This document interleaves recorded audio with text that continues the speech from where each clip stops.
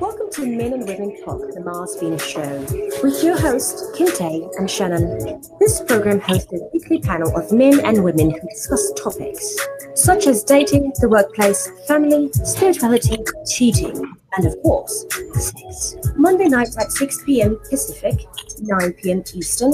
This show is simulcasted live audio and video between the website indieradio.org and YouTube, which allows listeners all over the world to gather together to tackle challenging relationship issues. And now here is your hosts, Shannon and Kinte.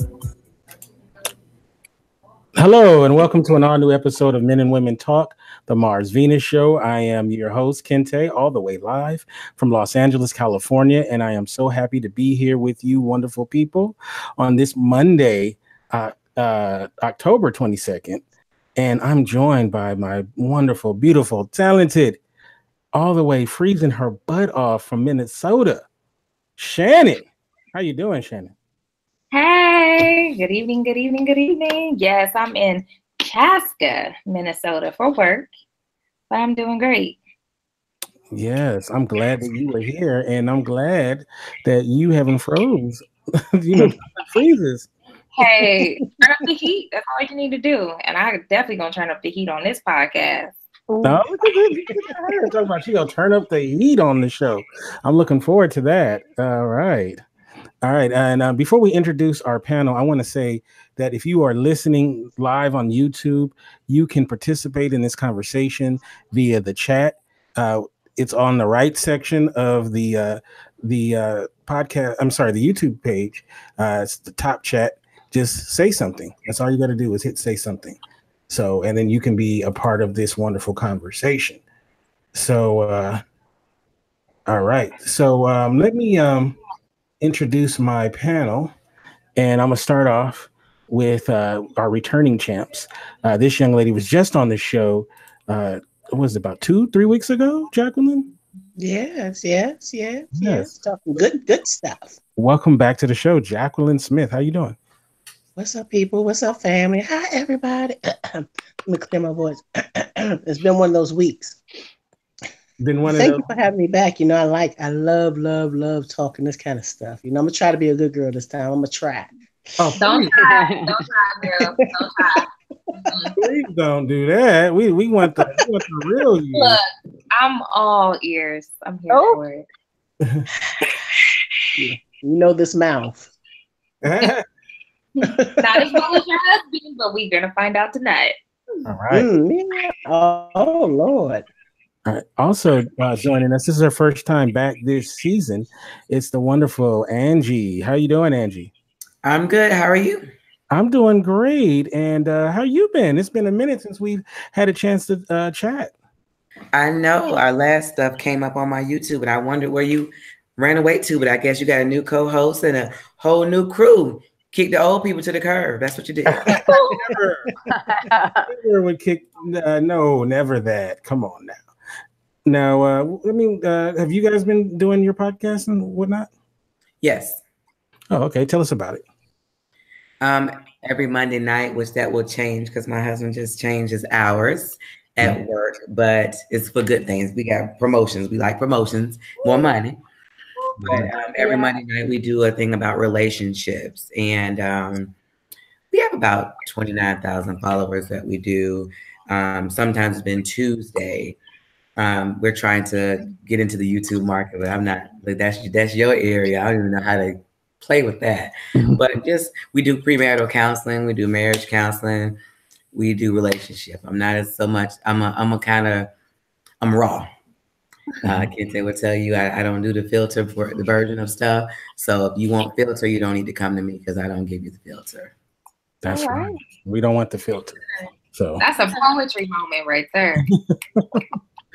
Well, thank you so much, Angie, for coming back on the show, and I'm looking forward to hearing you tonight. All right, so these next two young ladies, I'm so excited to have them on our program tonight. They are of the Lost Souls of Dating podcast. We have Ashley. We'll start off with Ashley. How you doing, Ashley? Hi, I'm doing well. How are you? Pretty good. And tell us a little bit about yourself. Yeah, so I'm Ashley. I am one half of the Lost Souls of Dating. And our podcast is pretty much just dedicated to Weeza and my sad single life in LA. And we just sort of share our experiences and lack of experiences with our listeners. All right. And of course, we have Weeza as well. How you doing, Weeza? I'm good. Thank you. Yes. And tell us a little bit about yourself. Geez. I'm just a crazy, loudmouth woman that just says whatever comes to her mind most of the time. I suck at dating. I always have, or at least I always thought that I did. I did read back on some diaries, and it seemed like I had men when I was younger, but I just never realized it, I guess. I don't know. But now, yeah, Ashley and I just decided one day that we were going to stop, chatting about doing something and going out and finding men and, trying to put ourselves out there and just start talking about it and see, how other people feel and what others are experiencing out there in the world as well. So it's been fun. It's been a lot of fun. And before we get to our panel, I got a question for Ashley and Weeza. Should any man that dates you two ladies, should they be concerned that they may end up as a topic on your show? Oh, absolutely. I've talked about many a men that I've hooked up with, been with. They're all talked about. So if that's concerning for you, sorry, I guess you're not for me then. I wonder though, do these ladies date? Do they date guys just for the content for their podcast? No, I don't even find guys that I like in Los Angeles at all. It's tough. Oh, wow. Scary. Yeah. You can come visit me and find a few of them if you'd like. I tried Florida already. That didn't work either. And you came all the way down to Key West? Nah, I don't think I did Key West. Yeah. That's probably why. Yeah. All right. So this show is our 7th installment of our all-female panel. We do the male and female panel always about a week apart. Last week we had the guys on first. And, it was a very interesting conversation, which Shannon was the leader of that dialogue. She did a magnificent job with that. So kudos to you for getting that done. And so today we are going to talk with the ladies. And I want to start off in the same place we started off last week, taking our cues from Shannon.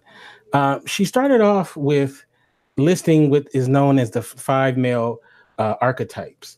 And instead of going with a female archetype, I wanted to ask the ladies what kind of male archetypes do they prefer, right? And so the 5 male archetypes, I'm going to do a little reading here, and you can see it in the chat room for the people on the panel to the right. The 5 male archetypes, we have Alpha, the Sigma, Beta, Gamma, and Omega. Okay, so it's Alpha is. I'm getting a little feedback from somebody. I don't know where that's coming from. We'll figure it out. Right. I have headphones on. Should I take them off? No. The headphones should stop that. So maybe somebody who is listening through their speakers is probably you. So, or you might want to mute when you're not talking. Okay, so we're gonna start off. We have the Alpha, who's a self-assured leader of men, whose swagger and aloofness makes him very successful to women. That's how he's listed. We also have the Sigma, the lone wolf, the antithesis of the Alpha, defies placement in the social hierarchy and yet is successful with women. The Beta is the worker bee of society. Women will tolerate them if they have ample resources. Otherwise, they are discarded.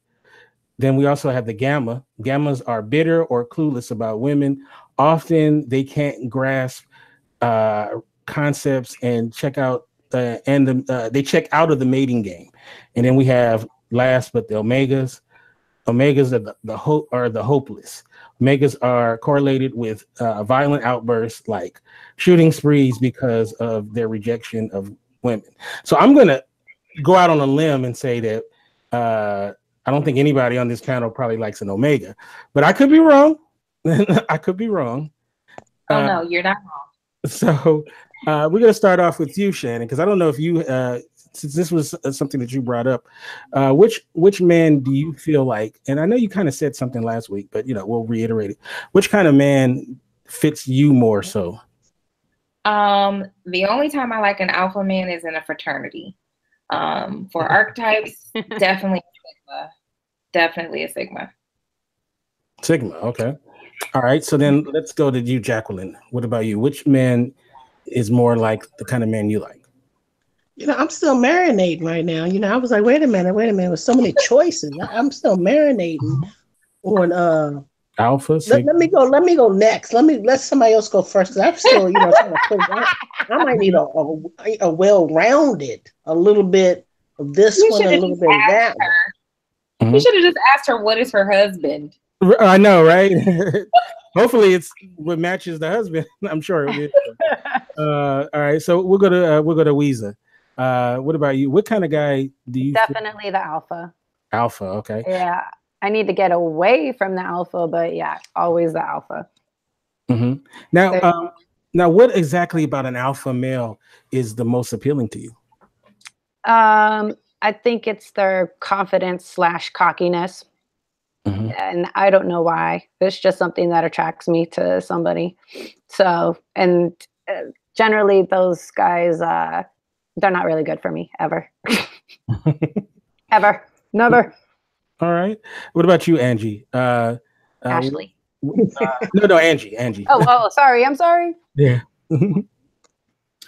You said too many too quick. I was trying to find the cheat sheet. Oh, okay. On the corner. Gave it to me, but it still doesn't tell me what they are. You said she was Alpha is the self-assured leader whose swagger and aloofness makes him very successful women. Sigma is the lone wolf. He's not like the alpha, but he defies placement in social hierarchy, and yet is successful with women. And it also says that the beta is the worker bee of society. Women will tolerate them if they have ample resources, or otherwise they are discarded. Ooh, I'm going to have to say it's going to be what was the second one? The Sigma. I think it may be a Sigma, but I'm not positive. Mm-hmm. Does all men fit into one of those categories? Yeah, according to these studies, that men usually fit in one of those categories. Even though if you ask a lot of guys, they'll say that they have a little touch of, of all of those traits. But, I think most people do kind of fit more into one than other, more so, despite what they may think. Kinte, what do you identify as? Oh, definitely alpha. Most men say that. Yeah, well, I have some things to back that up, but I don't see the thing for alpha. I see sigma, omega, and beta. Yeah. What's alpha again? Oh, alpha is a self-assured leader of men whose swagger and aloofness makes him very successful with women.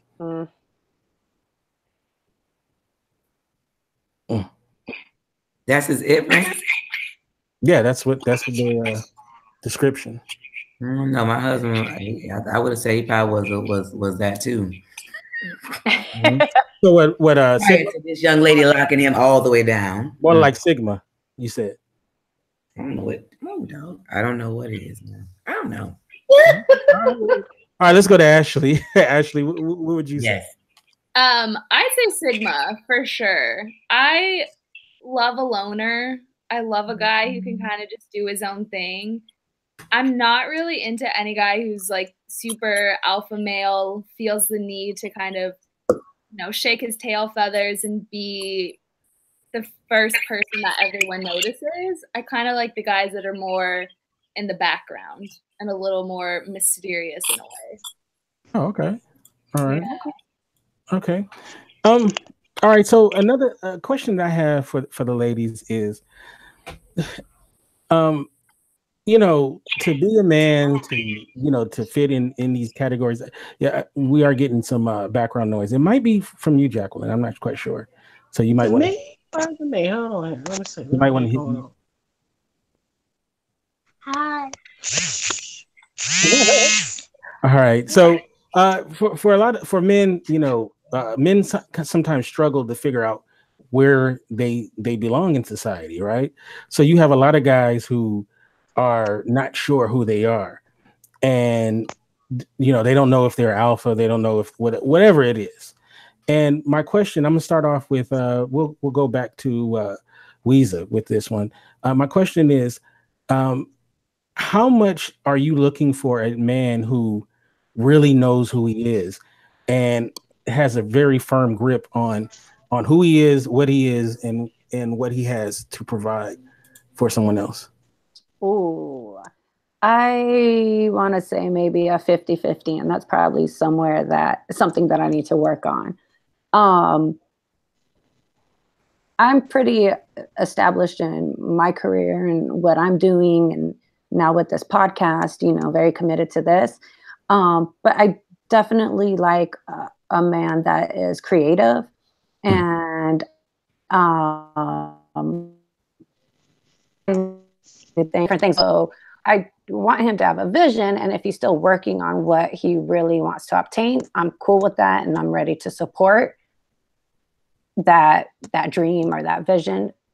I don't know why. I think I get nervous around guys that are established for some reason and that already know what they want to do with themselves. And I don't know why. I've never been able to figure out why I get intimidated by that.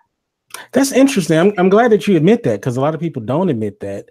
You know, some women, I find that they kind of like not necessarily a blank canvas, but a unfinished canvas, so that they can add the last bit of touches with projects. Projects, right? Projects, something they can say they've made better. Right, and I'm interested. I'm glad you said that, Weeza, because this is a good thing to get into. How many? I'm wondering, and anyone can jump in and take this. Women that like a project. I mean, be honest. Like, and I know the ladies who are married. You know, you guys are past that point. But when you guys were out there in the world, were you looking for a finished project, or were you looking something you can add your last, you know, little bit? Well, I think that I wanted a finished product, but a lot of times you don't get that. And so when you see somebody, you see potential in something that you desire. And a lot of times we feel like we can help them get to where they want to be, or what we want them to be, the husband that we desire. The problem is, we are not God, so we can't make them be whoever. So sometimes we look too much in potential and not look at reality. So there has to be enough reality and potential all together in order to get you somebody successful and to have some years of service, because we do too much potential. And look, you can have a potential for me to have a BMW outside, you know, or a 5 Series or a Bentley outside. I got potential, but I don't have the money for it. So yeah. And you know, you often as a guy, you feel like sometimes when you meet a woman, they have this thing where, okay, they have the job they want, they have, you know, basically they have everything. They just need, the last thing they need is to insert men here, you know, and then that'll finish out their painting or whatever you want to call it, whatever they're going for. And then it's like they want someone to fit right into their the complete, you know, the last step. And I was wondering, you know, coming from a woman's point of view, have they ever felt like they've been in that situation? You guys ever felt like you've been in that situation where they're looking for that last piece of the puzzle and they're trying to make it you? And how do you feel about that? Ideally, a man doing that to us, yeah, or vice versa. Yeah, being that to you though, like where he's like, I'm already established, I got everything. All I need is a woman to, you know. And I'm ready. I I don't find the established guys. Remember, I'm afraid of them. That's right. Huh? Yeah. It wouldn't be so bad if it was the guy that, because you usually think of a guy being being the provider and having it together and taking care of a family. It's when you have established women like Weezer that says she has her stuff together, and then now she has this man that not so much. Yeah. Or, so what about you, Ashley? Are you the last piece to a puzzle? Yeah, I don't know. I feel like I have the same problem as Weezer, where guys that are established also scare me. It's kind of intimidating as someone who's not necessarily like unsure of who I am, but someone who feels like I have so much that I want to do and want to accomplish that I haven't even come close. So to see a guy who's very well established in who he is, that like terrifies me. And I'm also really good at finding guys who are like a mess and almost like a project and something that I feel like I'll get along with. Not necessarily that I want to fix, but that I'm like, oh, you're a hot mess, I'm a hot mess, let's just be hot messes together. And then that doesn't work in relationships. Like, clearly it hasn't worked out because here I am still single. Like, but I keep going for them. Any guy who's like broken and damaged, I'm like, sign me up. You're my type. That's it. Done. What about you, Shannon? Are you down with the broken and damaged, or do you want someone established? Why you gotta be broken and damaged though? Like, this ain't no defect toy that you take back to Target with a receipt and say, please, can I get a replacement? Right. I have like 90 days. No, I don't want anybody damaged or broken. Now, don't get me wrong. We all come with our baggage. Mm-hmm. You have to be willing to meet them at that crossroad and help them unpack it. But I'm looking for a whole person. No broken, no damaged. Not to that extent. Beyond repair? Is that what you mean? I don't know. I don't know. I don't do broken or damaged though. Not. Jacqueline, are you with us? Oh, Jacqueline, you're on mute if you're talking, if you're there. All right. So we're Jacqueline, are you there? There she goes. I am. Can you hear me? All right, there we go. So when you were out there in them streets looking for a man, what was the main thing you were looking for? I wasn't really. I was just looking for a nut at the time. Oh. I mean, that's the truth of the matter. That was the truth. Again, I've always kept a long-term relationship. I've always been long-term relationships. But I was busy just living life because I was young. You're young and you got these dreams and you just out there doing you. How did I manage to always be in a long-term relationship? I just was. I've always been in, teenage years, 2, 3, 4 years, but I was out there doing me. I was out there just having a real good time and, just doing me how I wanted to do me. And I kind of realized looking back over the years and having that experience, I find that women tend to attract exactly what you are at that moment. So whatever you are at that moment in life, that's what you tend to draw to you. Right. So if you're broken and you're a mess, you tend to draw broken and a mess. Sometimes you luck up. Sometimes you luck up and you get that one who's like, here, look at this poor thing. Look at this poor thing here. Let's see. Let's work on you together. Let's work on us together and let's build. I see something good in you. I see a good foundation. So together we can restructure this thing and you can become not fix you, but to help guide you, mentor you, enhance you, and you enhance each other. You each bring something to the table.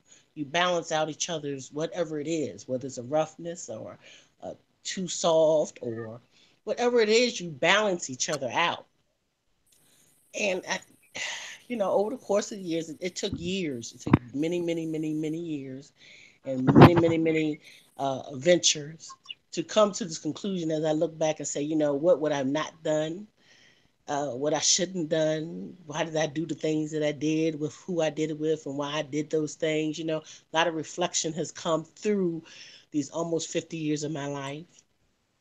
And, you know, I can put a lot of reasons and excuses behind all of it, but I tend to believe that women tend to be not all women. So first of all, I'm gonna make that clear, not all women, but most of us tend to want to fix somebody, you know, when we're a damn mess ourselves. And I think it's just easier to look at somebody else's mess instead of deal with your own mess. So I think we tend to want to deal with somebody else's mess instead of clean our own house up. You know, we often, men and women, talk about what we want in a mate, right?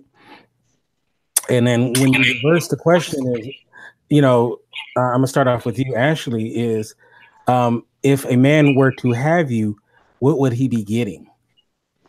Oh, wow. That's a good question. I don't know. I like to think I'm a very caring, kind person and someone who's pretty understanding and also communicative. I'm pretty open with telling people what's up, especially guys, like even more so now because I've been through some shitty situations where I've noticed that the less I reveal my feelings or what I want out of a relationship, the more likely it is just to go south. So yeah, I feel like, I don't know. It's such a tough question. I don't know what people would get in a relationship with me. Before I ask the next question, I want to real quick recognize we have Lapician, Liberty in the chat room. We have Aaron. We have Finn is in the chat room. Olaf is in the chat room. We have let's see, Shanice Sutton is in the chat room as well. That's my baby. I see there's more people that are listening, but they're not in the chat room. Come in the chat room. Don't be afraid. I know Olaf's in there, but he promised he would not bite tonight. Yeah. All right. So, So Shannon, a guy has won the Shannon lottery, and he has you now. What does he have? The Shannon lottery. Yeah, the big Shannon lottery. What is he getting? What is he getting? Oh, I don't know. My heart. Really? What you want me to tell you? What are your qualities? What is he? What is the thing that he's getting that You want me to give you my Plenty of Fish profile? Yeah. I like taking long walks at the beach. I'm into Karma Sutra. I go to church. I cuss a little. I like some wine. I'll cook for you. You got to clean your own house, though. Girl, tell them what they're going to get. Tell them they're going to get this big old booty, all this good, all this loving up in here. Look, Jacqueline, tell them what they're going to get, girl, besides a good meal. Squats for that big old booty, okay? It's not completely in yet. They're like, build a bear, I'm building the booty. So building the booty. Congratulations. Please make sure you put all the pictures up when you get to the. I'm just saying. You're gonna get honesty. You're gonna get somebody real. That's for sure. We have Cepeda too in the chat room. I believe that's him. Okay. Yes, Aaron said, wait. I gotta clean my own house. Hire a married maid, Aaron. Hire a married maid. Hilarious. Okay. No, Aaron just a downright born freak, but this is you. If you're keeping me satisfied, if ain't too far behind. I'm just saying. All right, so a man won the Weezer lottery. What is he getting?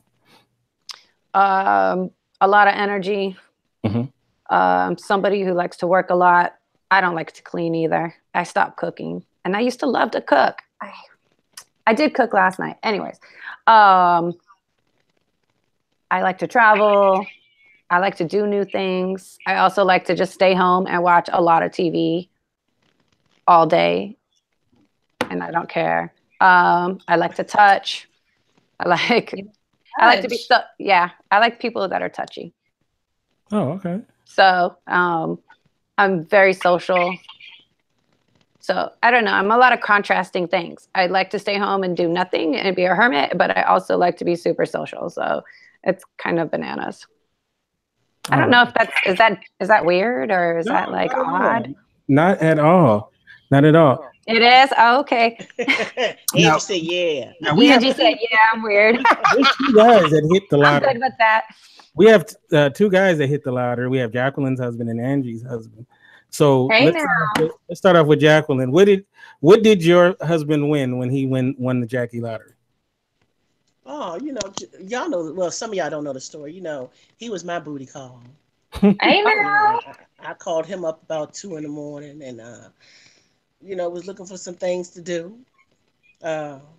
It started out just like that, some things to do, and his nose got wide open, and he fell up into that Virginia brick wall, bam, and just knocked that East St. Louis ass straight out. And 24 years later, 4 kids and 3 grands, we still standing strong, and here we are. It's a lot of ups and downs, lots of ups and downs, lots of storms in life, Lord have mercy. But, he married a freak. He married a true freak. He knew that. I cook. Hey now. Not as much as I used to, because, after a while you get tired of shit. Excuse my French, I said I wasn't going to cut. You get tired of stuff. So I cook maybe twice a week. Don't clean like I used to, but I do like clean. So I may not clean like I used to, but I do, try to keep it tight. Not as freaky as I used to be. But hell, we're getting tired. His knees hurt, my knees hurt, and the time frame don't last as long as it pillows for that, Jacqueline. Do I? They got pillows for that. You don't even have to worry about your knees. That's right. I do height it up. Don't get it wrong there. It gets heiced up, turned over, flipped up, and all that. You don't want to end up, but you don't want to end up on Sex Sent Me to the ER though. So we ain't gonna do that. But let me tell you something. Your mind will have you believing you can do something. Your mind be like, you could do it, girl. You could do it. And your body say, go ahead and do it. I dare you to do it. I promise you, if you do it, I'll lock up on you so bad. But all in all, I feel he's got a well-rounded woman. Mm-hmm. I'm the freak at home. I'm the mom. I'm the grandma. I'm the girlfriend. I'm the wifey. I'm the friend. And we just really balance each other. I think we do. I think, we balance each other. And as much stuff as we've been through life, I think we found the balance. It hasn't always been in love, but it's been love. Because in love is a whole different other ball game. Love keeps you. In love is that, that's the in love mode. Love is what you look at and say, I swear to God, I could just knock the living shit out you right now. I swear to God, I could just knock you out. But you love them. You love them and you push through. Aw. So I believe that's what he's got. That's my opinion of what he's got. Now, he might tell you a different story, but that's my opinion of it. I love it. And last but definitely not least, Angie. What did Brother Cedric win when he won the Angie lottery? A shy person. No. Okay. A friend, a freak, all of the good stuff that you like, but just somebody that you can build a life with. And those days when your knees are hurting, I'm down for you. Those days when we have to plot a plan on how we gonna make it through this next cycle because we broke. That person that when we make it out of the broke section, then we know how to build something together. So somebody that supports you, that when you come home and you have a rough day, I'm here. Can cook, can twerk, big booty, love to be freaky when I want to. When he wants to, I don't tell him no. So all those things in one. But I do think that side note is that we have a lot of women that are dating with a whole lot of list of what they're not going to do. And although we don't like old school, there are some things that attract men that you can't circumvent. And it's fine when you're single to do certain things or not do certain things. But when you have a husband, those things change. And you want a husband and you want to keep him. Listen to some people that's been married. You're going to have to do some things that you might not want to do.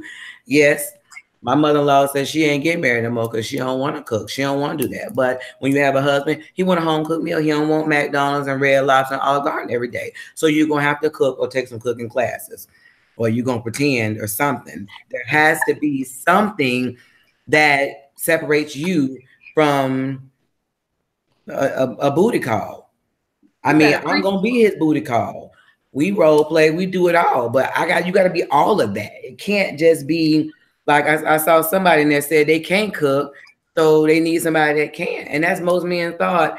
Even if they don't tell you, they want a woman that can prepare a meal or prepare their house or clean their house or take care of their children or know when to hold them, know when to fold. No, if we got to fight, we fight. Now we all us going to do whatever. So just somebody that's down for you on all counts.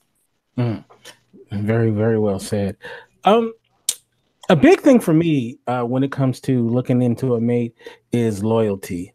And I mean, it seems like something that's very obvious, but you want to believe that the person that you are with got your back, that she's Bonnie to your Clyde, or in you guys, Clyde to your Bonnie, right? And if I don't feel like that is there or present, it's a huge turnoff to me. I wonder, where does loyalty rank with you?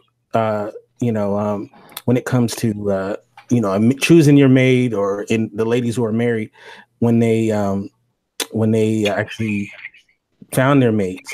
We'll start off with Weeza. Well, I can't imagine somebody that wants to be in a relationship with a person who isn't loyal, right? And has your back. That seems like a given, actually. But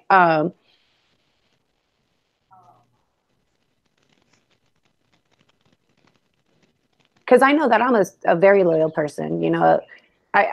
I haven't experienced love very much or relationships, but when it comes to family and friends, loyalty is huge for me. I have friends from when I was 12 years old, and there's not a lot of women out there that do. And I didn't realize that was something authentic until I left California and, had to make other friendships. And I found so many women that didn't have friendships from, the past, or women friends at all. So yeah, no, that's huge, because I need somebody that's going to have my back all the time, and also let me know when I'm wrong, but in a Weeza way or whatever, their own personal way. They know how to deal with me, Well, people see disloyalty differently too. With some things that people may see as, oh, man, that was some disloyal ass stuff right there. Other people might say, well, I understand, or maybe don't. Believe it or not, there's people who don't put. I mean, obviously, if you were to ask somebody, do they want a loyal person? Of course, they're going to say, yeah, right. But there's people that don't put as big of an emphasis. Thank you. On it, right? So it's very interesting, though. Like, to me, that's everything. Like, anytime when I feel like, whether it's even not in a romantic situation, like if it's a friend, when I feel like the person hasn't been loyal, like that is a huge turnoff to me. Like, and it's a red flag. So the lack of loyalty is like a huge red flag, Like because I'm old school, right? My thing is, like, if the homie's in a fight, I'm in a fight. Yep. You know what I'm saying? Like, I'm right there with you. Right, like disloyalty could be like, that's some LA shit, Kente. That's right. See, yep. People know what's up. So if the manager at the store cursed my homeboy out, I'm not going back to that store. You know what I mean? Like, that's how I am, right? But not everybody sees things that same way. They say, well, that's your problem. So I guess I'm the same way. That's interesting, because if I feel the same way, and I have friends who have had that situation where they had an instance at a restaurant or something, and it's like, yo, that's done. It's done. It's never going to happen again. You just keep it moving. And I do the same thing with friends and coworkers, people. But the second that they show me a different side that doesn't seem genuine, then yeah, I'm going to keep it moving. And I've had to deal with that a few times. And I mean, so many times when you're I've moved to 3 different cities. So you see that, because it's not easy to make friends or even relationships or or buddies, you know, even that is hard. So Shannon, what are some red flags to you when it comes to like loyalty or the lack of there is a big one for me. What's some red flags when you meet a guy that makes you go, okay? Loyalty is important, but above that is honesty. Mm-hmm. Even the approach sometimes be off. I'd be like, no, thank you. Like, what do you mean by the approach being off? I mentioned it in like one of our first shows. That whole it's like that's played out. Don't do that. That still happens. Just say hello. I mean, hi. I'm gonna say hi back. I'm not gonna be rude, even if I don't like you. I'm not gonna be rude. I'm gonna say hi back. Not gonna give you a fake number. I'm just not gonna give you my number. I mean, this is 2018. We have graduated past that point. Other red flags for me, I don't know. I mean, because you got to start somewhere. So I think approach, if some of those things are lacking, you don't get anywhere past that with me. So and what keeps you there? Yeah, honesty, loyalty, conversation, humor. You start lacking in those areas, I'm like, have a good day, bye. Tough crowd over here. Tough crowd. It's hard in 2018. I mean, you can have a booty like Kim Kardashian and look like Beyonce and talk like, you know. You get a booty like Kim Kardashian easy. You just gotta have the money. I told you. And they still get cheated on. They still get cheated on. So it doesn't matter if you have a booty like Beyonce or all that. They still get cheated on. Where you get cheated on regardless of how you look. If they're going to cheat, they're going to cheat. Yeah, so women need to stop taking themselves through all those trials and tribulations just to make sure their man stay at home for that kind of stuff. You're going to do it because that's what you want. Because if a joker's going to cheat, he's going to cheat. And I want him to have some passion, like passion for life, purpose. Like, you got to come with something. You can't just be a brother out there trying to get a nut. It's a whole bunch of them out there. What if he got a mixtape? Listen, homie. This is 2018. I'm not 12. I don't care if you have a mixtape. I got a mixtape, and I'm trying to get it out there in the world. Man, I'm gonna be a rapper at 40. like the movie where he was talking about some scripts. Right. So, you're not even gonna be able to do it. Don't play. That's all right though. Watch. I'm gonna be at Madison Square Garden with my mixtape. I'm selling it in the parking lot, but I'll be there. Don't get me wrong. We could be friends, and I'll support your endeavors. There's a difference between that type of loyalty. If I see a vision of you, but I'm not. We call you. Mind my business. Ashley, what's some red flags to you? Like when you meet a guy, you know, and you're like, oh no, it's a quickly, you know, wah, wah, wah. Yeah, I feel like I'm usually pretty bad at spotting red flags. I usually don't notice them until after something went wrong, and then I'm like, oh yeah, well, these like 70 things he did probably weren't good, and I can't believe I didn't pick up on them until after. But yeah, I think loyalty is a huge one. Any guy who's like dishonest, doesn't communicate with you, even when you ask him about things, like something is clearly off there. Again, to what Shannon said, I really like when a guy is passionate about life and has like, and is just enthusiastic. Cause like, I mean, optimism isn't for everyone, but like, I think if someone's like consistently, I guess, like negative about everything, it kind of like starts to weigh on you a little bit. And like, I mean, I'm not the most positive person either. Like I've had my pitfalls, but I think at the end of the day, you have to look at the brighter side of life so it doesn't just like tear you down. And if you can't do that, like, sorry, I'm not going to sit here and baby you and be like, okay, like it's fine. You'll move on from this. It's okay. You're going to be okay.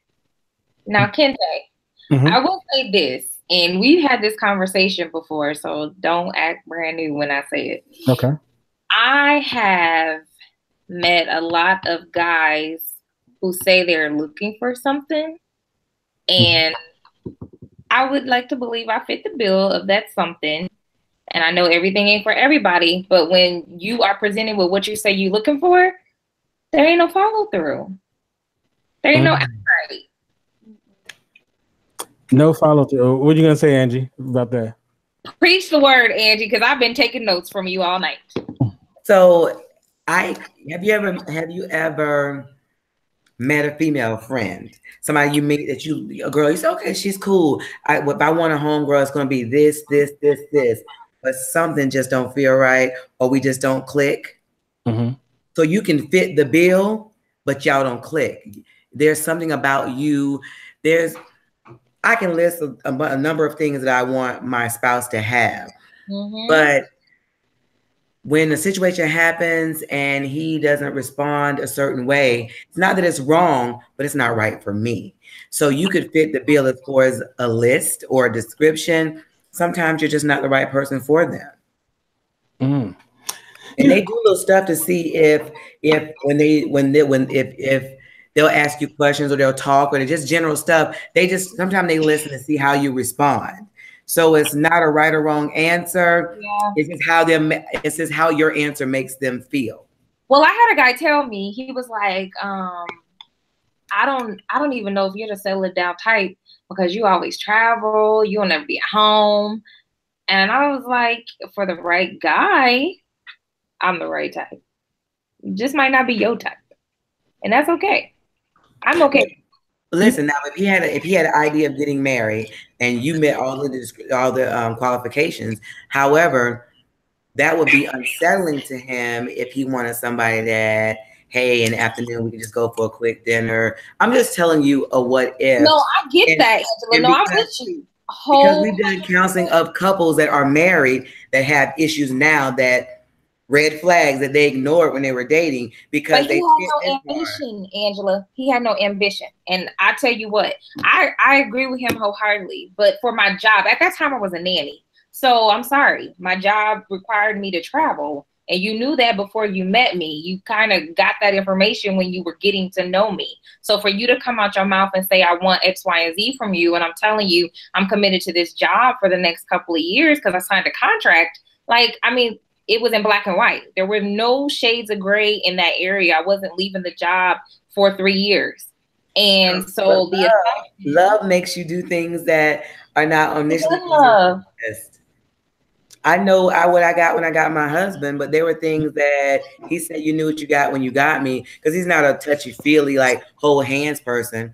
Now, he loves me and he shows me he loves me, but he's not what I envisioned. You know, you watch the movies, everybody holding hands and hugging, and my husband's not that dude. Like, we go somewhere, even we talk about it, like we go do a show, a relationship thing, and all the couples are leaving. We're going to dinner. Everybody's leaving, holding hands, and all giddy. And me and my husband walking separate. It was so funny. I was like, we just talked to them about love, and we're walking separate. But I don't have anybody that's more down for me than him. When I'm in a place where it's something I can't do for myself, or I know that he is 100% there for me. So I have to sacrifice the hand holding and the giddy stuff that you see on the movies for real life stuff. And I'm hearing everything that you're putting down, but this person in particular, I mean, and don't get me wrong, on paper, he had a job, he was stable in that job, he had a kid, he took good care of his child, but there's a difference between being a good employee and a good father and a good person in a relationship. There are many people who are good fathers and horrible husbands, or good employees and not good boyfriends. And because one of my red flags is lack of passion, he didn't have passion for anything but, you know, what he was currently doing, which was work. I asked him, you know, what do you do in your downtime? He was like, I don't know. I don't really want to do nothing. I don't want to hang out in the community. Of course, the job he had, maybe that was part of it, but I didn't even see an effort in, like, you know, and one of my friends was like, well, maybe you're the reason why, you know, maybe you can help encourage him to do things. Well, when we're together, that's great, but I'm gonna need you to have hobbies outside of what I want to do, because we're not always gonna spend all our time together. Do you have friends? He was passionate with you? With them? I'm sorry? Was he passionate with you? we had good conversation together. We enjoyed our time together, but something was, what you said about something was off. Something was missing. Yeah. No, don't get me wrong. That's basically all I'm saying is that when that one piece is missing, it doesn't matter what we have, it's missing. And that's why you said, when you were talking about marriage, I was like, I had to sit down and tell myself, you know, have a little conversation, come to Jesus meeting. I was like, even if he asked, the answer would be no. I'm not trying to be in a relationship for the sake of being in a relationship. And I'm darn sure not trying to be married to somebody just to say I have a husband. I need somebody that is complementary, that's compatible, that we are, you know, we're purposed for each other. Like we have things that mesh well together. And I'm not saying we have to be that whole idea, opposites attract, and I'm gonna bring something to him to, you know, lighten up his life. That's great. But if there's like that big ticking bomb, that it felt like a ticking bomb, and I was like, yeah, no, I'm good. Thanks. Have a good day.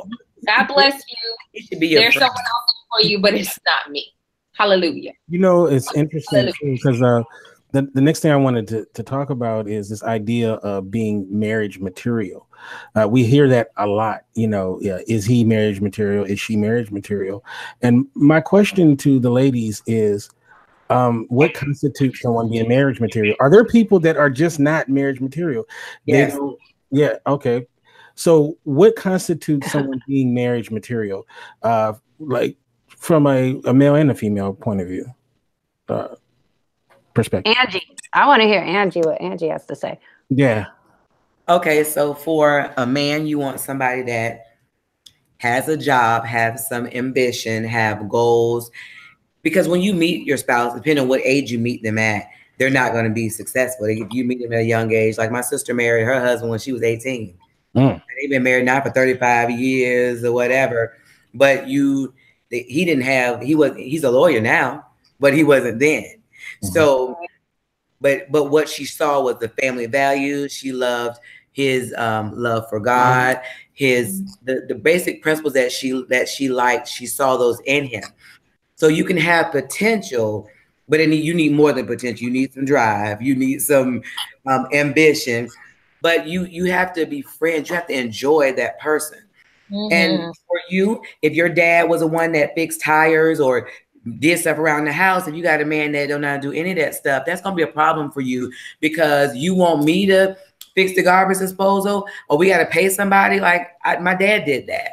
And so those things become a problem because however you brought up. Or if my mom did it all, I don't need you to do anything for me, I can do it for myself, blah, blah, blah. Then you have this power struggle because I've been single and now I've done everything for myself. And now you want me to act like a damsel in distress. So there are the sides. But for women, we often have this long list of what we need, what we want in a man, but what do you bring? Can you cook? Can you run a house? And I mean, you know, the women run the house. The men can bring the money, but we set the temperament for our house. So if we off whack, if they come in here, if it's that time of the month, everybody in the house is gonna be ducking. If that's what your issue is. Let me tell you, my list is almost non-existent now. Like, no, you need to have something on your list. Okay. I have a list, but damn, it's like it's been a long time. So sometimes some shit just got cut.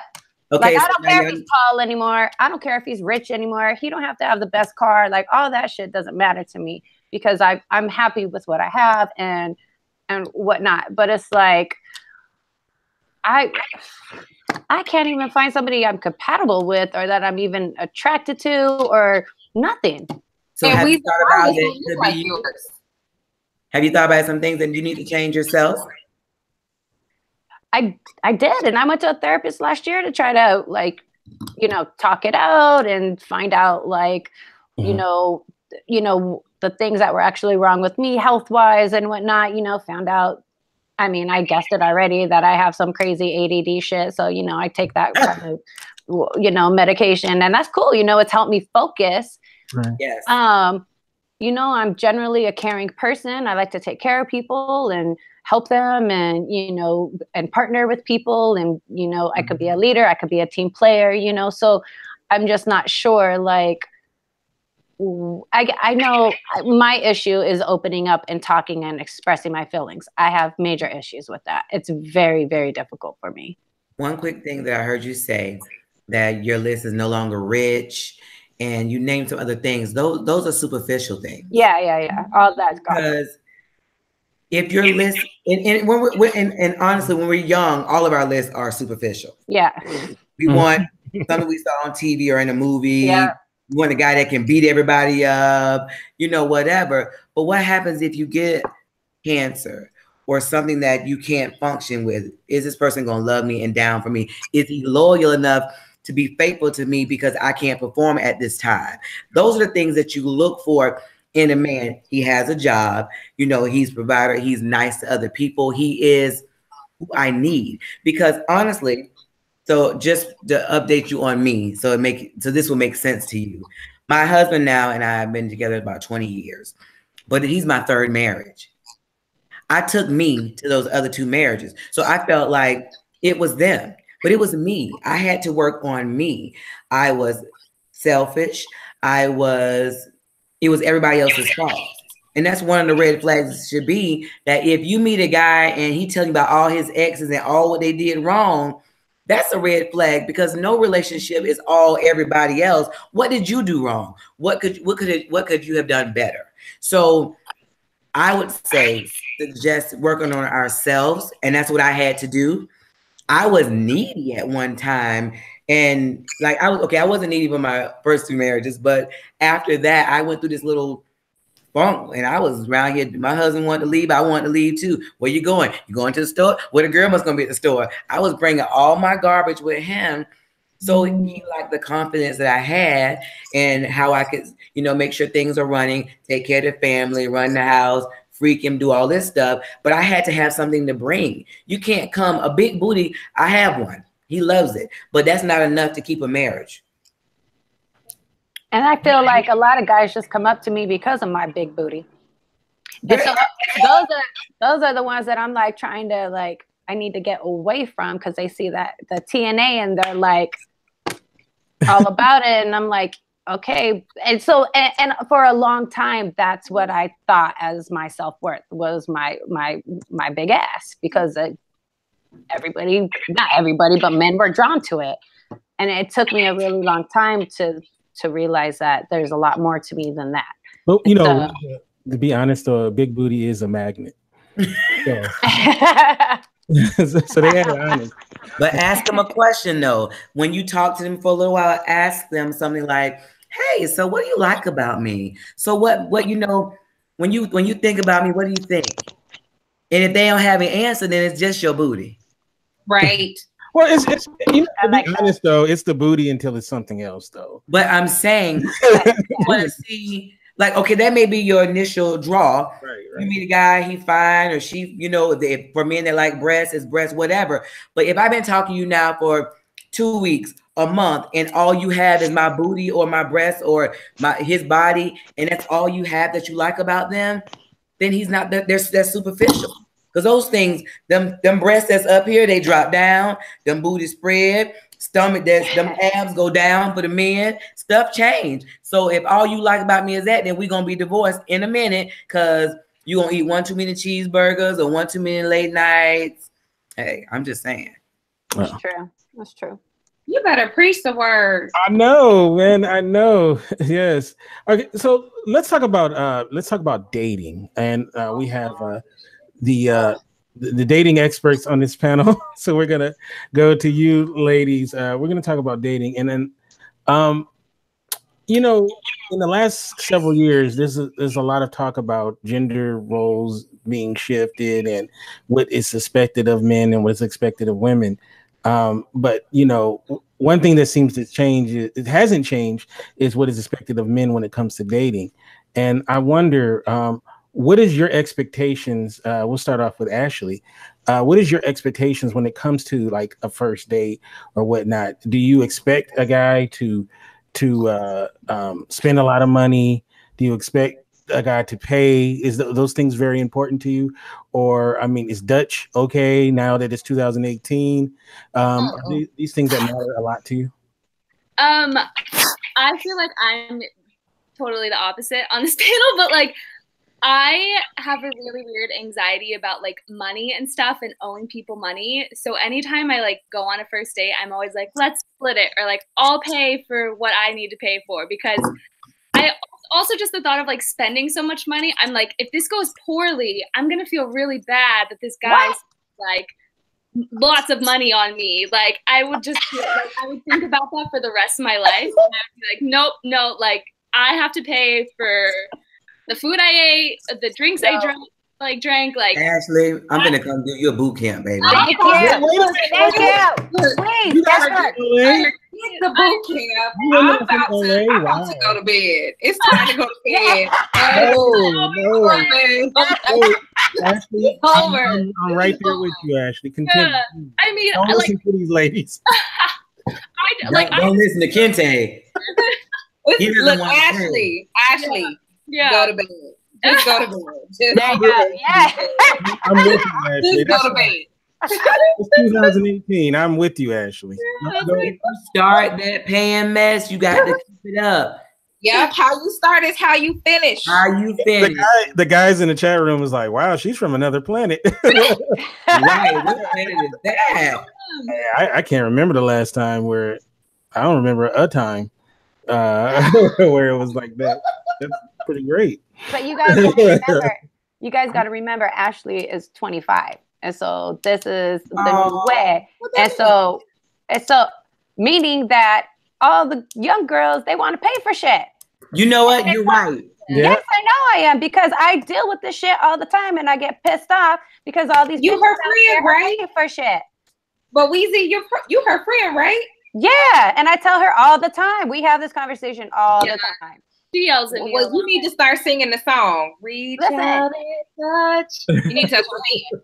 I'm telling you. But it's Ashley's personality. Like that, it's a thing where she gets this anxiety, like she doesn't want to owe somebody. But it's like you're worth it. Yeah, and I tell her that she's worth it. I love her. She does so much for our podcast. She does so much for other people all the time. She works her ass off. Like, she's beautiful, you know, long legs. But she stays paying for that shit, and she tries to pay for mine. And I'm like, no, girl, I got it. But I mean, look, Ashley, come closer. Come closer to you.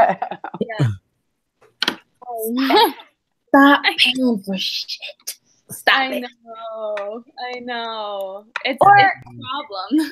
Can we at least say, if you're going to go on a first date and you feel like you got to pay for some shit, go get a coffee.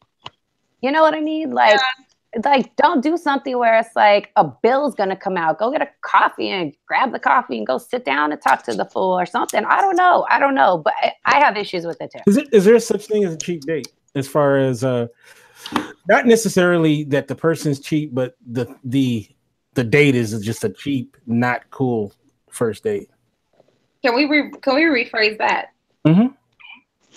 I don't necessarily agree with that phrase, even though there probably are cheap dates. I haven't been on those, but there is a such thing as going on a date that doesn't cost any money. Not all dates require you to spend money. Depending on where you live, there could be a free museum. You can go check that out. Have a conversation. Conversations don't cost you anything. Going to a park doesn't cost you anything. Watching the planes come in doesn't cost you anything. Everybody got some crusty bread at their house. Feeding the ducks does not cost you anything.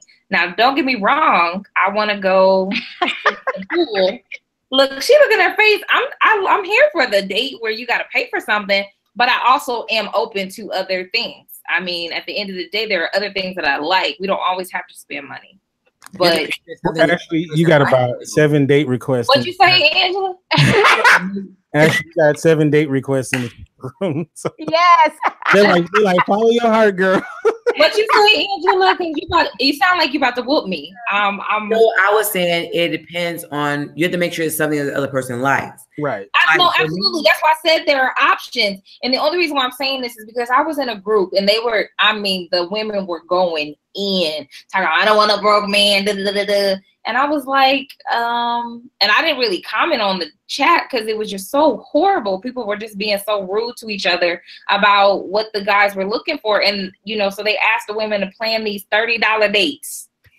and the guys had to post whether they would date them or not date them based on what they posted. And it was just well, I'm not dating no broke man. Well, I'm not gonna be with him. If he ain't got not to be with them. I was like, if he ain't got no money to take me out on a date, we don't need to go. I was like, well, it's people that their first date, they didn't have money, but they built a life together. Because when I get money, if I know you think LeBron James, which is my boyfriend on the side, Savannah, no, because she was with him when he had absolutely nothing. But that's the point I'm making. Absolutely. But that's the point I was trying to make. I was like, there are so many options if people would just consider. And I know everybody's got their own perception of what their guy is supposed to look like. And he's supposed to come with 7 figures, and he's supposed to be 6'8", and he's supposed to have, a penis. He's supposed to have a penis to the moon. So that's good. That works really well. We want that. Like, but I'm like, what about all the other things? Like, why can't I do things outside of him spending $2,000 on a date? There's more to life than that. Has anyone ever felt like a guy tried too hard on a first date where he spent don't know him, I never met him? Yes, I did. When I was first in New York, I didn't have a lot of friends, so I joined Match.com. This is 2008. That's 2009, actually. So I went on a date with this guy. We went to a dance class. That was like a Groupon thing. We went to dinner. Then we went to a movie. And this was like half a day for a first date. And it was cool. It was nice. I gave him a big hug. Thank you. I was exhausted by the end. It was just too much. It was too much. It was very nice. He kind of turned up to be alone, and I had to tell him no thank you, but it was too much. Yes, there can be too much. Aaron says, wait a minute, you're in NYC? No, she's not. Aaron, calm down, Aaron. What about you, Ashley? My son wrote a comment. He said, to me, spending money is not important always. I value the time. Honey, he has a girlfriend. And he's applied all the stuff that I taught him. I'm so proud of him, honey. Thank you, Sean. Thank you, Sean. We appreciate you, brother. We appreciate you. But you know what? Honestly, it can be something that, like for me, I don't want my husband to buy me stuff. I like handwritten stuff. My kids know me. I don't want something in the store because somebody else wrote that. I want something that's personal to me. And so... Right. So I like to know that you've listened to me. So to go buy me $500 Gucci boots, I'm gonna be pissed off because we got other stuff. We got groceries. We got stuff we can be buying. we can get some new tires with all that stuff. I like nice stuff, but I don't want you to go spend a whole bunch of money because that just means that you just did last minute as opposed to think about. I hear her talk all the time. What does she like? What does she say she needs something new of? He know I like massage. So if you go get me a gift card for a massage, I'm in heaven because I can't spend it on my husband or my children. But that means you had to listen to me to get that. That's not in the there's not a tutorial or a cheat sheet for that. Well, that just goes back to men paying attention.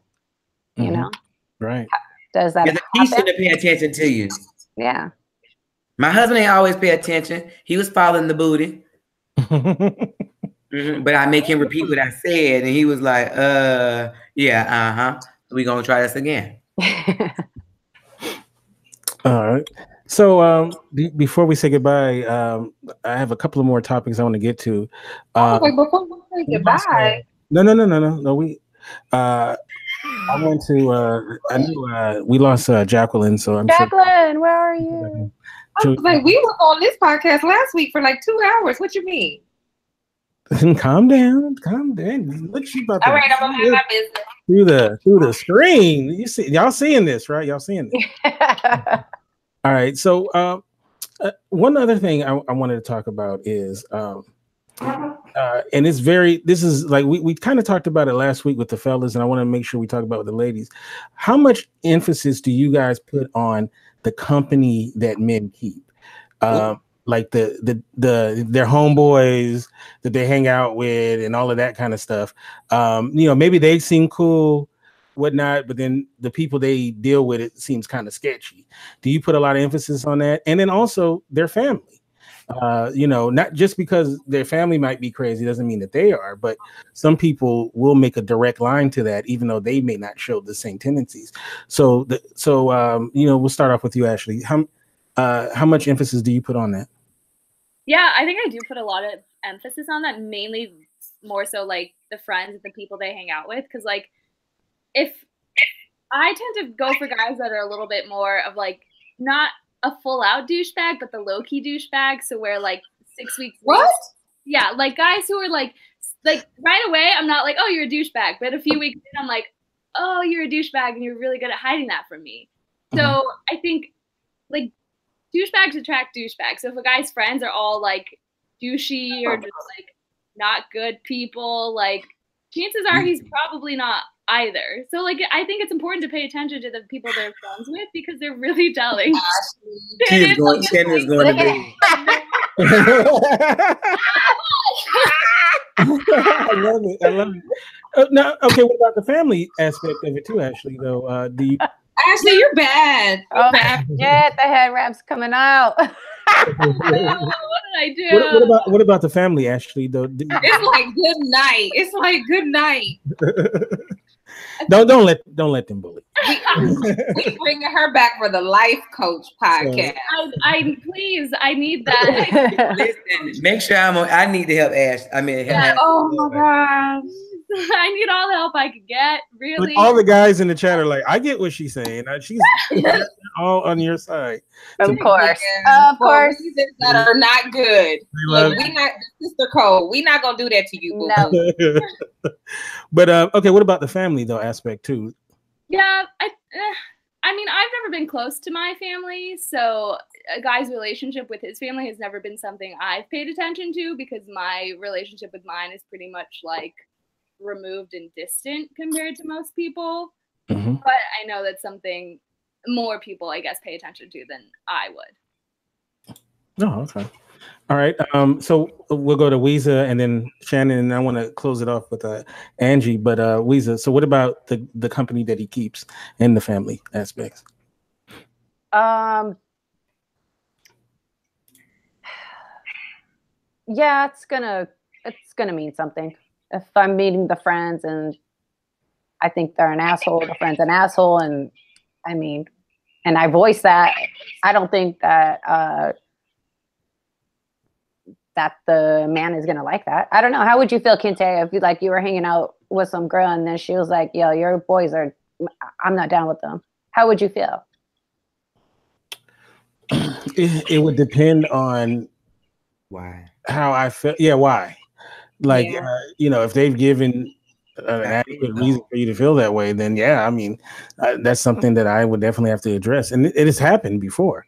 So, just because they're homeboys, you still, sometimes you got to check your homeboys. So, no, yeah, it would be definitely something that I would have my eye on.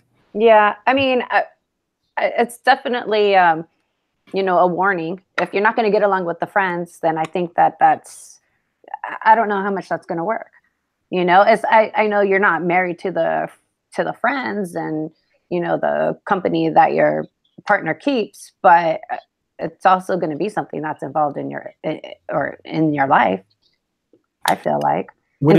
As far as family, I've always been real clingy to other people's families because mine was so small. So I kind of would become like the stepchild to a lot of families growing up because I grew up around in LA. So, and I grew up around a lot of Hispanic families and they're big and they're all in one small house and cooking together and eating together and screaming together and partying together and all that. And I loved it because I didn't have that. So, that's why you get along so well. I can see this. That's why what? This complimentary relationship between you and Ashley, I see why y'all get along so well. Y'all complimenting. Yeah. She completes you. Yes. Ashley, you complete me. But No, I think it's major issues if you don't get along with family. What about you, Shannon? Mama's ratchet, the friends are ratchet. You didn't say that to nobody else. Why I gotta have? I noticed that too. I gotta be extreme with you, Shannon. I mean, just because you got a haircut, you think you cute today, does not mean you get to do me like that. It's that co-host love. Nah, you about to get this uppercut love.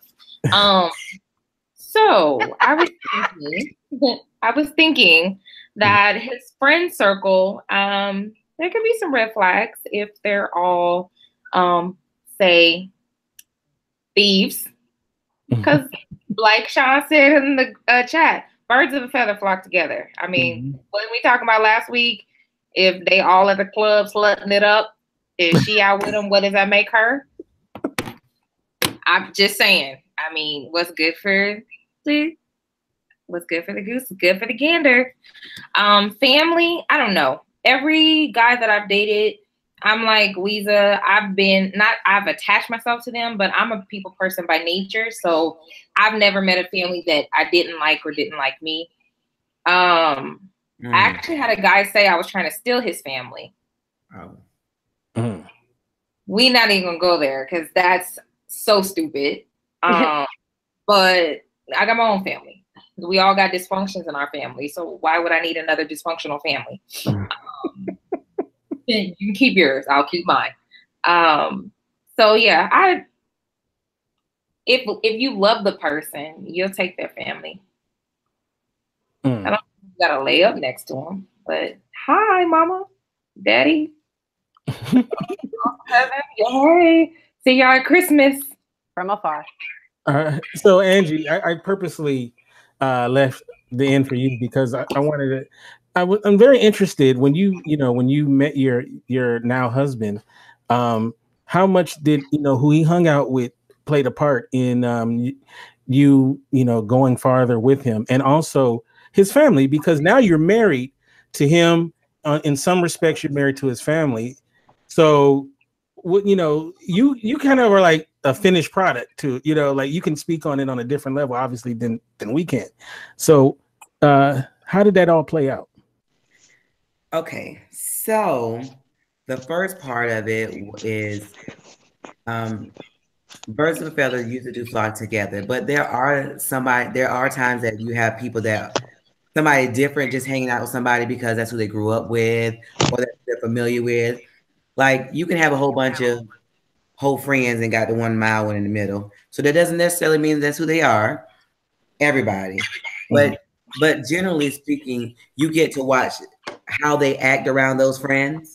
There are certain people that I was around that when I was around certain people, I acted different and he could notice that. And the same thing for him. And so we had to come to an agreement that those weren't on both sides weren't good for us as married people, that we didn't break up with them as friends, but we didn't hang out with them. You limit your time. You want to be successful, you hang around successful people. If you want to be rich, you hang around rich people. You have to change your environment. So that's very important. Family, though, people say, oh, you married them, not their family. Not so much. That's not the truth. Lie. I mean, that sounds good that, we're separate, but my husband was raised by a single mom. And his mother did not like when we first got married, and it made our marriage living hell. Because now the thing about my husband didn't play sides. He's very strong in the fact that he's not catering to anybody's feelings when it comes to that. So my feelings will hurt, her feelings will hurt, because he was just like, this is stupid, But at the same time, he has his dad and has like 12 children from 12 different women. Ooh. And are ratchet. They do keep up mess, and they have been toxic.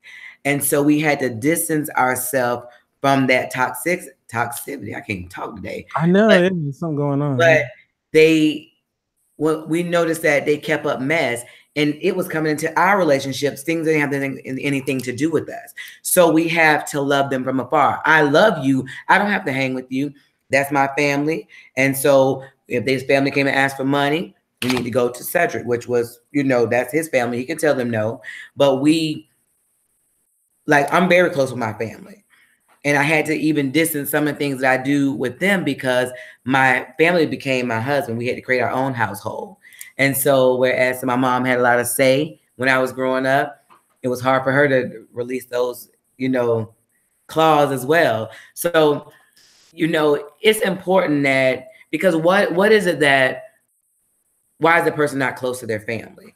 Like you say, okay, well, it's not a big deal, but it is, because a lot of times, like you see people say, if he's mean to his mom or he treats his mom bad, then he'll treat you bad. Now, that doesn't have to happen, but that's 99% of the time. If he is disrespectful to his mom, he's gonna be disrespectful to you. So those are telltale signs. Now, if he's abused or she's abused, that's okay, you know, because sometimes you have to separate from the abuse, but you still have to understand why I don't have a relationship with my family, because good chances are that it'll roll around to your marriage, he'll do it to you or she'll do it to you. Yeah, if you are abusive to your mother, I mean, like, geez, it's pretty horrible. I was engaged to a guy and he was so disrespectful to his mom. His mom had cancer. I used to go there, sit with her, do stuff, and he just talked to her like a spoiled brat. And one day I had my wedding dress and everything, and I just said, I can't see. I love my mom. I can't see me ever treating her like that. But not only that, but she has cancer. So you don't know when she's going to leave here. Mm-hmm. And if you're okay with talking to her like that, what difference would I be? She brought you life. She gave you life. I didn't. So I would just be another kick to the curb. Now, last week we talked about the bro code, essentially about, you know, things that guys wouldn't do to each other, or they say they wouldn't do to each other. Like, what is that? You know, like if I was dating a girl and then I broke up, and then men date each other's girlfriends. So that's not on the list. That cannot be on the list.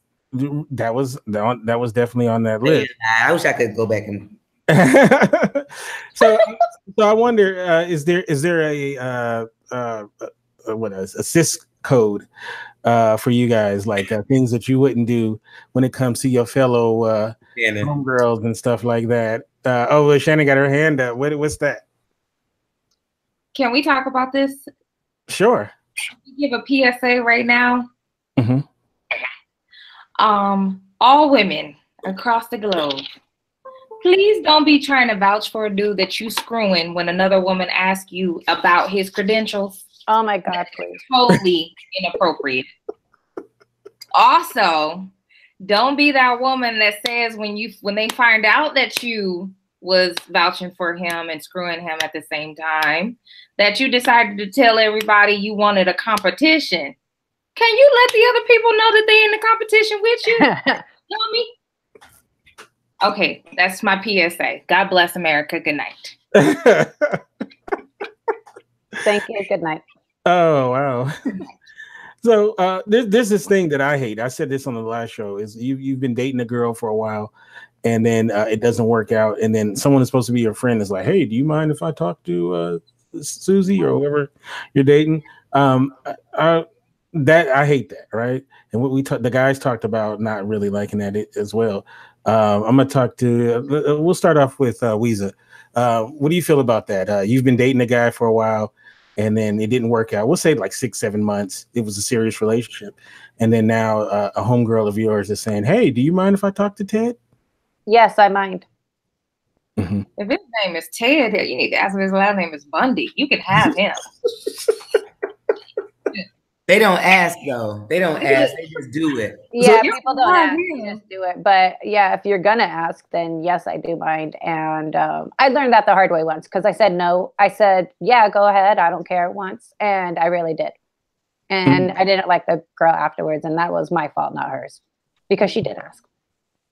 She probably would have ended up fucking him anyways, the way I knew what she was going through. But like, did they get points for asking? At least she was honest. Yeah. Nope. Because how long have you been liking him? How long have you been thinking about Yeah. it? So are you really my friend? Because the whole time you was with me, when you was giving me advice, you was just doing that because you wanted to sabotage. So you was my friend anyway. Thank you, Angela. That's why we don't talk about nothing. You're not about to find out what we do in the bedroom. You're not about to find out what type of person he is. All you know is that his name is X, Y, and Z. Now I'm a little different. I don't care because I just feel like if it's for me, it's for me. My milkshake good, honey. I ain't worried. It bring all the boys to the yard. Yeah. I don't get no more. I don't give all the boys no more. Right. Yeah, no, I'm not into that. So, what about you, Ashley? Is there a cis code? Oh, totally. I agree. Like, I think it's all been said, but yeah, like if one of my friends was like, "Oh, can I like date this guy that you broke up with?" Like, clearly, to Angela's point, like she's already been interested in him. Like, she's known from the get-go that she wanted to be with him, and then was just waiting until your relationship ended to like pick up where it left off. Yeah, exactly. And I think like that's clearly not a real friend. Like, you know what? That's back to loyalty. And like, if you're not loyal, like as a friend, like, sorry, bye, next. Have fun, enjoy yourselves, but I hope your relationship ends. You know what I don't get is like it'll be like the person cheated on you or did something really horrible to you, and they're like, "Hey, you mind if I do?" I'm like, well, yeah, because he probably cheated with her. Real talk. Yeah. So, Jacqueline, are you back with us? There's another caveat to this. Oh, wait, go ahead. My husband hates this. He said that when they used to go out, he used to go out with his friends. If it's a group of girls, and like he might say, "Okay, I want to holler at this one chick." Like one girl say, "Oh, my friend want to talk to you." He says, "Usually the fat, ugly one." And then so for the rest of the night, none of the cute girls can't talk to you because the fat, ugly one like you. Like nobody don't like her. You know that. So even though they in date, like if all of us went out to a club and I'm like, "Oh, I like dude over there," if he rejects you in girl code, I wouldn't go talk to him because he rejected my friend. Right. Now, to the guy, they think that's stupid because, well, we ain't have a date. But then what would I look like if I go kick it with the dude that you just was saying you like? Then like, let's see which one of us he like. Yeah, especially there are levels to the loyalty of our friendships. You are absolutely right. However, if it's Idris Elba that rejected her, I'm going to go shoot my shot. Now listen, you're not going to go that far. I'm like, sorry, sis, but you can have LeBron. I'm gonna go shoot my shot with Idris. Anyway, Ashley, you started to say something. Don't be rude. Can't say with your haircut. No, I was just agreeing too with everything Angie said, because I mean too, like, also if a guy rejects your friend, like he rejected your friend, like that's not your chance to be like, oh, okay, well maybe he'll like me, because I think if someone doesn't like your friend, then sorry, like you probably she's gonna be looking stupid out in the rest of the night like this. Yeah, exactly. Like I would feel really bad. It's like, so I ain't like you anyway.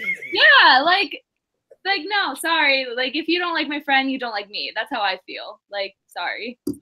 Has anyone ever had had your man's homie try to talk to you on the side? Yes. All the time. I don't want to talk about this one.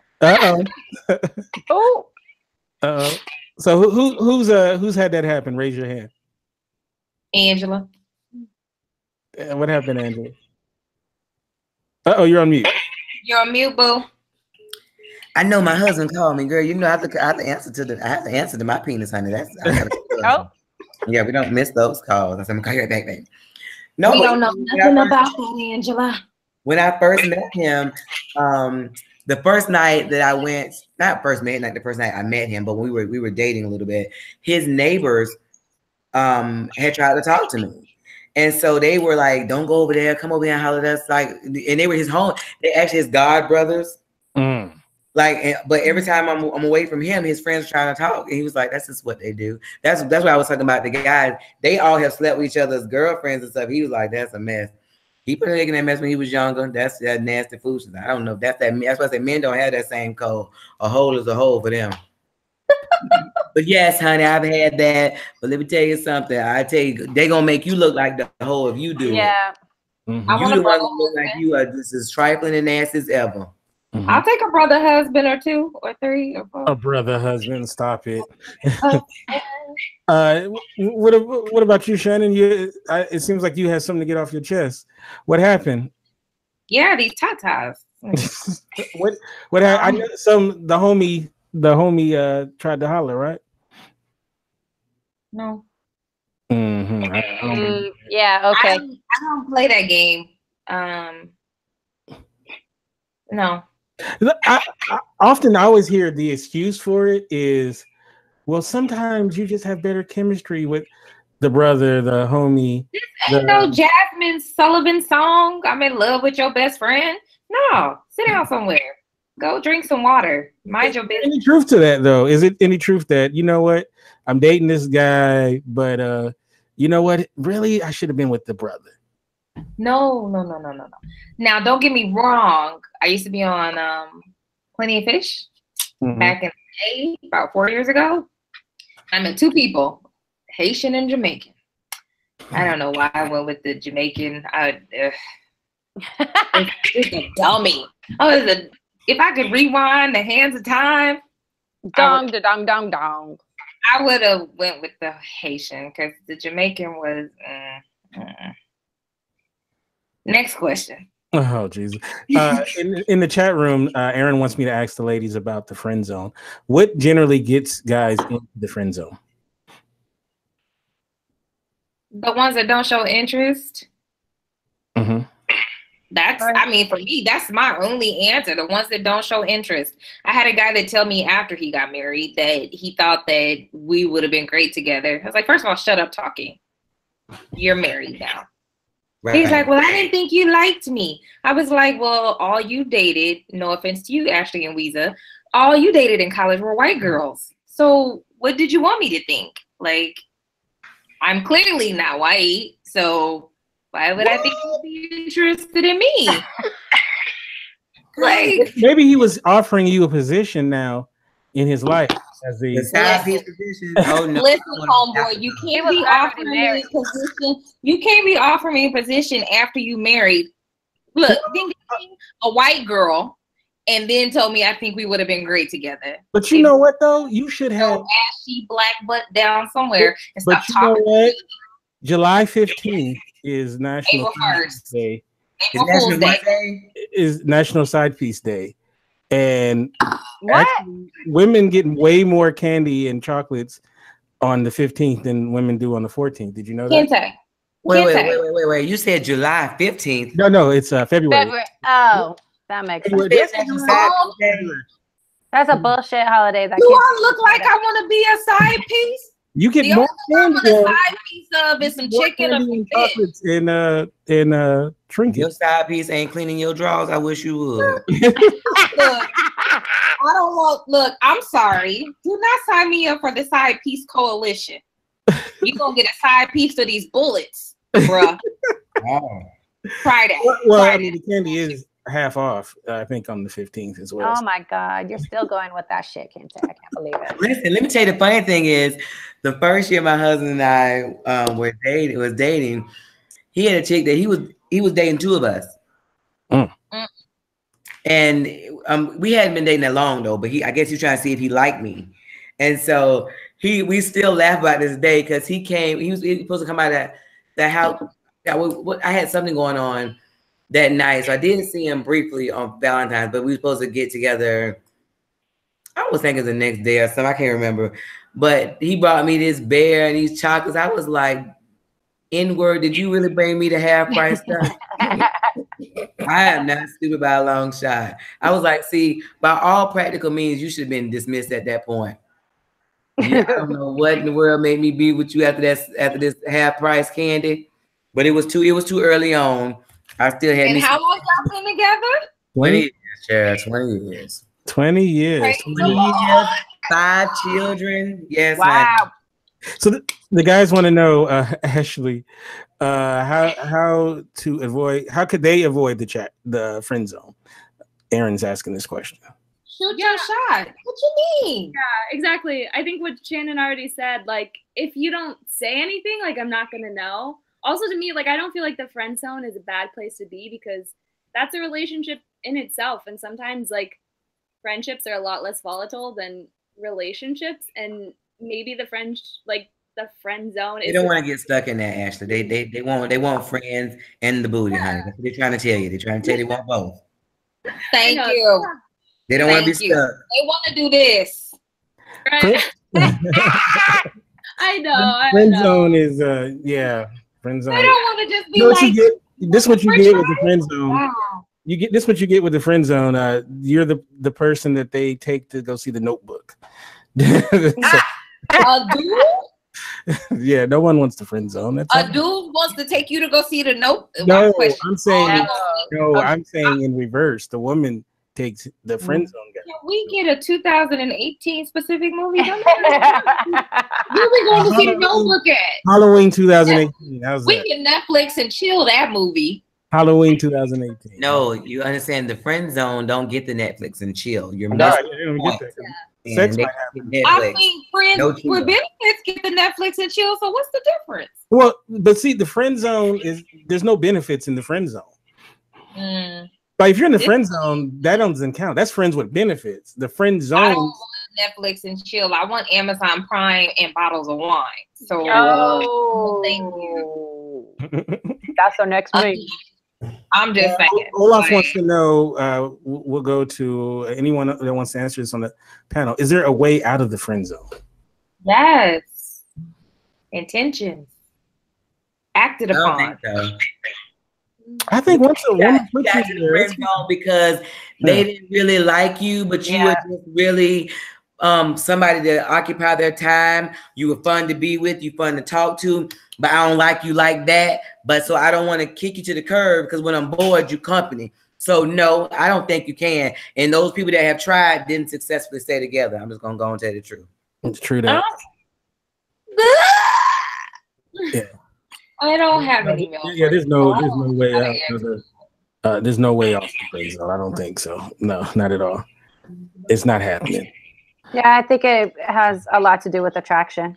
Okay. Generally, people are friend zoned because there is no attraction. From one or the other. They're attracted to somebody else that's better in their mind. Yeah. So they're even trying to connect with you. Is somebody saving that boyfriend slot for, and you're not him? Yeah. That's it right there. So you my homeboy until I can get with this person over here who I really want. So you might not ABC, you might my D or F selection. You way down there. That's a whole preached word. Like I have my eyes on somebody right now today. 10/22/2018. And I'm telling you, it's like tunnel vision. I ain't thinking about nobody else. I'm like, but you will have somebody that you would kick it with and just chill out with just for just to pass the time. Yes. I won't. No man. I do. So do the person like you? Do they know you like them? Yeah. This ain't somebody. This ain't no crush that I'm seeing on the internet. And I'm like, hey. Do they like you like them? Yes. Yeah. How you know? What you mean? How I know? How do you know? Because the actions speak louder than their words. I be trying to test and prove. Look, I need some evidence. People always say, "Oh, they did that." Okay, tell me, how do you know that? Look, I don't went into counseling mode. How do you know that? He loved me. He not gonna. How do you know that? Because he said it. No, I said actions that speak louder than words. What do you do? It's in the time spent, the conversations, the chemistry. Like you? Huh? Is he giggling like you? Is he smiling this big when your name? I'm always like this. I be standing next to a mannequin and you swear I'm dating them. So I mean, well, she only smiles like that for what? I'm at airport Minute Maid. I'm happy to the mug. So it's like Kente, there are smiles and there are smiles that your man give you. Right. Yeah. Even people that smile have a different. When my husband walked through the door, it's a different kind of smile than I smile at y'all. I don't care how much laughing I'm doing. It's a different kind. Mm-hmm. The tacos get the same smile. I love you the way I love tacos. You know it's real. Oh my God, I'm hungry. I know, right? Look, that's what my husband was texting me. I always talk about tacos. My husband said, like, "Bring me something to eat." Look, I got tacos every. Look, feed me tacos, call me beautiful, and we good. All right, so well, easy girl, tacos and beautiful. All right, so Jacqueline, are you there, Jacqueline? Because I am here. I'm checking out the show. I'm listening to all this. Okay, all so this I wasn't sure if you were. Jacqueline, we missed you. We missed you. I missed you. All right, Well, so look, evidently the universe didn't want me to talk. It shut my phone all the way down. I went all the way down. I said, okay, Wow. okay, so the last thing I want to get to before we say goodbye, this the one last topic, and then we'll start saying our goodbyes. Is you often hear women talk about this need for a bad boy, and What? you often hear women talk about this need for a quote unquote bad boy, a guy who is, I don't even know how to really describe that nonsense. So, huh? Look, right. Just don't. But don't act like it ain't real. It is very It's real. Not real for me. So, Listen. okay, so has any woman on this panel ever had a phase or is still in the phase of wanting a guy who is a roughneck, bad boy, rough customer? Oh, look at that. See, I love that. I like nerd. I like nerd. I love the honesty. Okay, until he smacked. Okay, that's funny, Aaron. All right, so let's see who. We'll start off with Ashley. Are you still in that phase, or have you been in the phase previously? I feel like I've always been in that phase. I always am drawn to the bad boys, the guys that are a little rough around the edges, kind of mysterious, like. But that's my problem. Is like those guys aren't good guys. Like they're not guys that are relationship material. Like, and there's a reason they're like bad boys. I don't know, but I find them interesting and fun to be around. But then, like, yeah, they're cool to like hang out with. But when you're trying to be in a relationship, those aren't the guys. Like, not at all. And I unfortunately actually think I can mold them into relationships material, but that's not the case. Okay, and then Angie, you said that you did. Angie had her hand raised. Oh gosh. Oh, great. Angie here. Oh, yes. I've had this and some old crazy running your house people. Yes. But then God blessed me with a thug, educated thug, honey, because my husband don't play no games. So if you come in with that foolishness, he gonna bust your head. But he is educated, multiple degrees. So you have to have a little bit of both. I don't want a man that if a noise come to the door, he gonna run faster than me. I don't want a nerd. That's not my thing. But my husband technically is a nerd.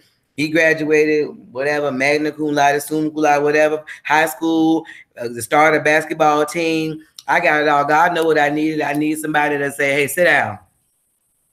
Yes. I used to get a little rowdy. You know, I can get a little rowdy and he'd be like, bring it down. So you need a little somebody that's going to choke it till you wooze and not till you pass out. No, just kidding. That sounds like some bedroom candy. Next week. Wonderful. Hey, that's actually next week. Yes. That is a good thing. Ask somebody that when I don't care when he can just pick you up, you be like, wait, stop, put me down. Okay, don't stop. I'm just playing. Look, don't stop. You sure don't go. Let me stay in my celibate lane. You need that somebody that you can take to your company picnic or boardroom or a Christmas party and can have decent conversation with your boss and your coworkers. And I'd be like, no, I'm saying, you know, I would just say, I told her, I said that, and then you're like, and here come Weezer like, oh my God, I'm, you know, what you were trying to say was, no, you need somebody that can go to the boardroom, go to the club, or whatever y'all want to do. You know, he can blend in where you need to go. So you need a versatile man, not some. No, you need a little thugging. You need a little thugging. I need a little thug. I need somebody. But that's versatile. I don't want nobody. Versatile means you know you can change your clothes or something. I need a little thug. Well, I do want him to change his clothes too. I don't want him. I'm talking about just versatile in that alone. Like, you know, I don't know thugs. You know, them thugs don't change their clothes all the time. They change their t-shirt or something. That's what these young boys do now, though. I don't know. They wear a t-shirt. New white tee every day. I don't want the one showing. I want a good guy. You wear your pants hanging down past your butt. Are you that guy? Never. Never. When I see old dudes like that, I'm like, y'all. First of all, I don't like young boys doing it, but when I see guys that are over 25, I'm like, why, Jesus? Why, Lord? I got sons. My son is 6'7". Dang. And I wish I would see him like that. I probably would flip him upside down. I don't want to see your draws. All right, so Louisa, you like the Bad Boys? Yeah. I always did. I when I was young, it was straight thugs all day, all night, nonstop. It took a long, long time to get away from that. And sometimes they still come around. What is the draw though? Like, I don't know.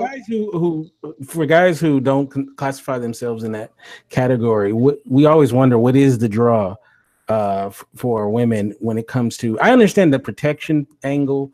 I understand, a little bit of the excitement, but overall, it doesn't make sense. You know what I mean? It doesn't. It doesn't make sense because I've had guys that were perfect and quiet, good provider, really sweet, everything that you would think that you would want. But I just was like, he just missing that. I think it's Aaron that says that he's not a thug, and it's really sad because I should choose the good guy that is a provider and loves me, and whatever. But it just the makeup of who most women what they want.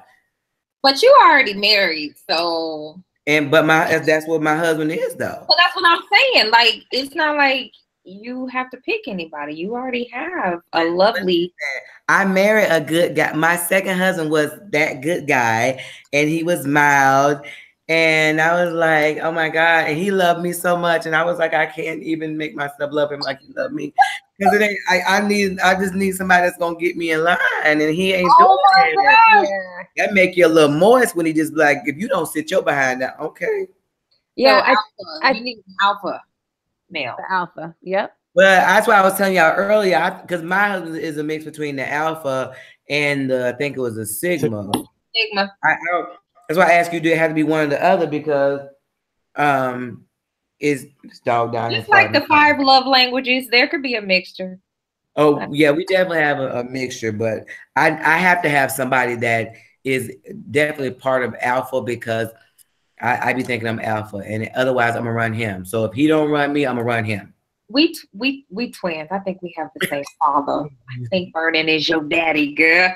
Well, I mean, something that I've always wanted in a man, and I haven't necessarily found, maybe once or twice, a little bit, is somebody that knows I have a strong personality. I handle shit. I make shit happen, and I could be a boss at times, right?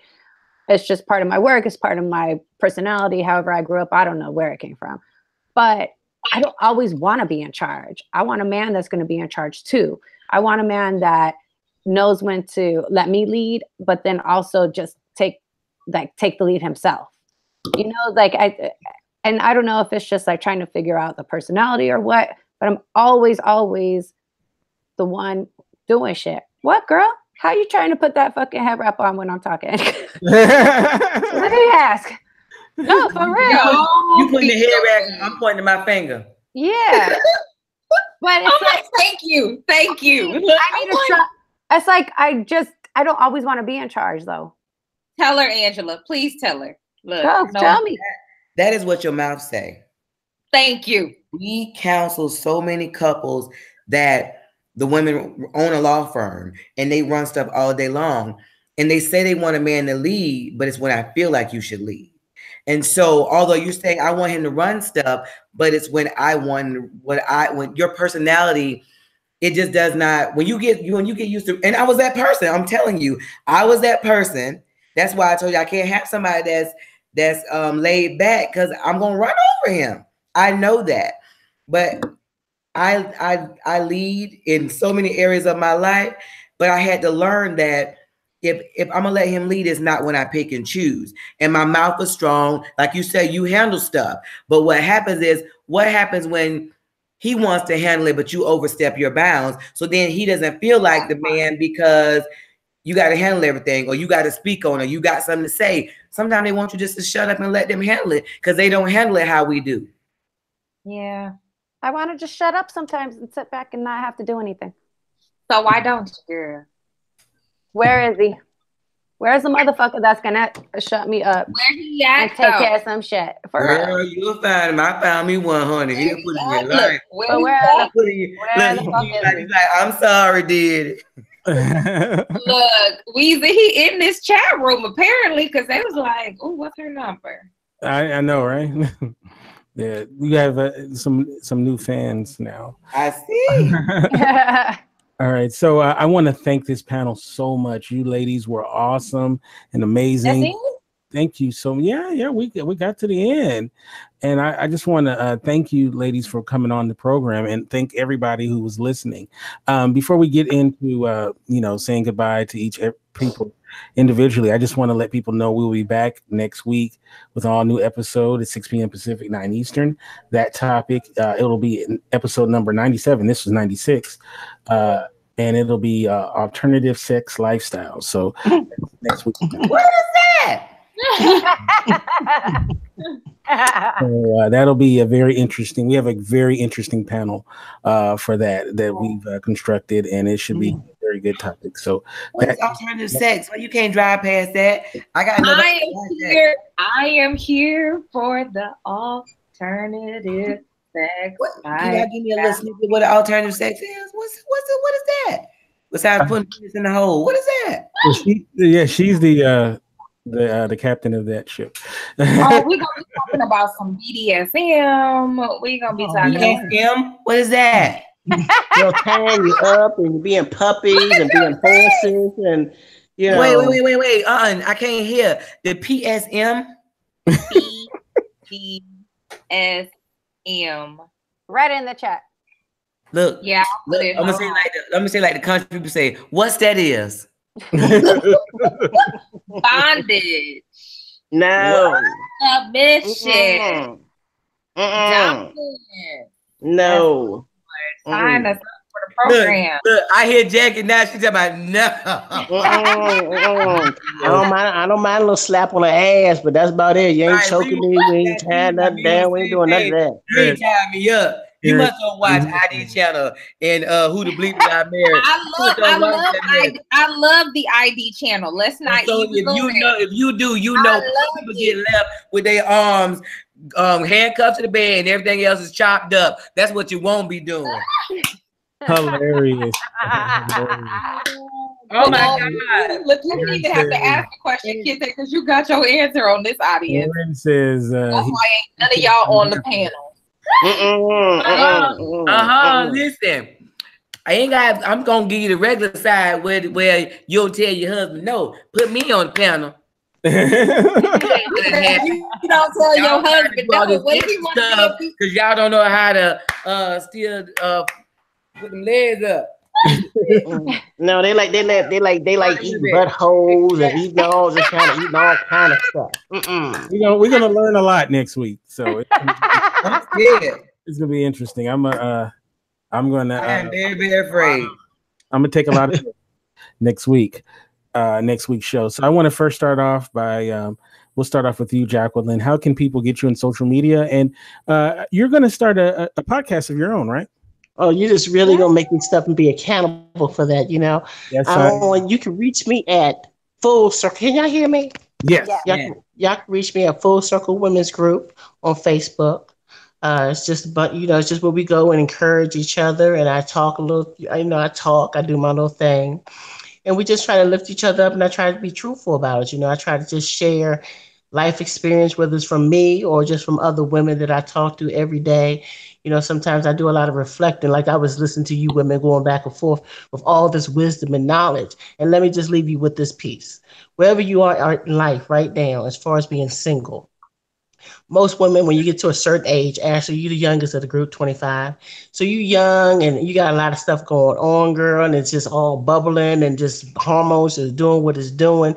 So your choice in men and life is just going to be up and down until you discover who you are.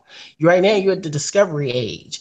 As you get older, you start out with one kind of thing and you develop and you mature and you grow.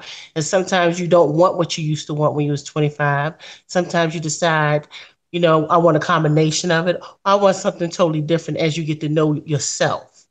Right. And Miss Beautiful Red Lips over there, girl, you're fabulous and wonderful just as you are. You just have to let somebody just come into your life and love you for who you are, where you at in life. Whether it's on a couch doing nothing or just being hyper and being your wonderful self. Just let somebody meet you at the level that you are. Men don't want just one type of woman. Men want all kinds of women, all kinds of flavors, all kinds of shapes, all kinds of things. And we as women just got to love ourselves and, figure, just start loving yourself and he'll come into your life. I promise you. But anyway, back to the end. Full Circles Women Group. If you want to befriend me, my name is Jacqueline Smith. You can find me. And I just love being on the show, even though I did more listening. I couldn't get in. But women were fabulous. And ladies out there that's listening, men, I know it's more men out there, I really believe that y'all going to love women for where they at in life, for who they are, for all the different flavors, for all the different sizes, for all different reasons. Looks are superficial. They go on both sides, men and women. So you love somebody for their core, for the true core of who they truly are in life. So be you, be true, and stay real. And that's me. Peace. Thank you. Thank you. That was so sweet. Yes, Jacqueline, I love you. Thank you. That's how you close it. Thank you. So, Angie, tell us about. I can't come behind. Better get one of them other something. I would not be coming behind that. I'm not following. Hilarious. Okay, so this is what we'll do. We're gonna circle back to you, Angie. Circle back. So, I got something smart to say. This is the first time for Ashley and Weezer to be that they came on the show. Once again, tell us how we can get you guys in social media, and once again, tell us about your podcast and how, when, and where, and how we can get your wonderful content. Ashley and I are the Lost Souls of Dating. We record weekly on Thursdays. We launch episodes every Thursday, new episode. We're coming up on 33 this week. Yay! Yeah, big accomplishment for us. You can find us on IG at The Lost Souls of Dating. Also, you can tune into us on SoundCloud, Google Play, and iTunes. Now, do you guys you don't do it live, right? It's recorded? Pre-recorded. Oh, okay. Yeah. Cool. And Ashley, you want to say something? Yeah, everything Weezer said. We talk about dating pretty much. A lot of us complaining about our sad dating lives and not understanding what's going on, but I feel like tonight we have some solutions. So thank you, ladies. More issues with the ladies on the panel. So hopefully we can take what we've learned and apply that to the real world now and find good men and not the bad boys. That's right. All right. And then Angie, are you ready now?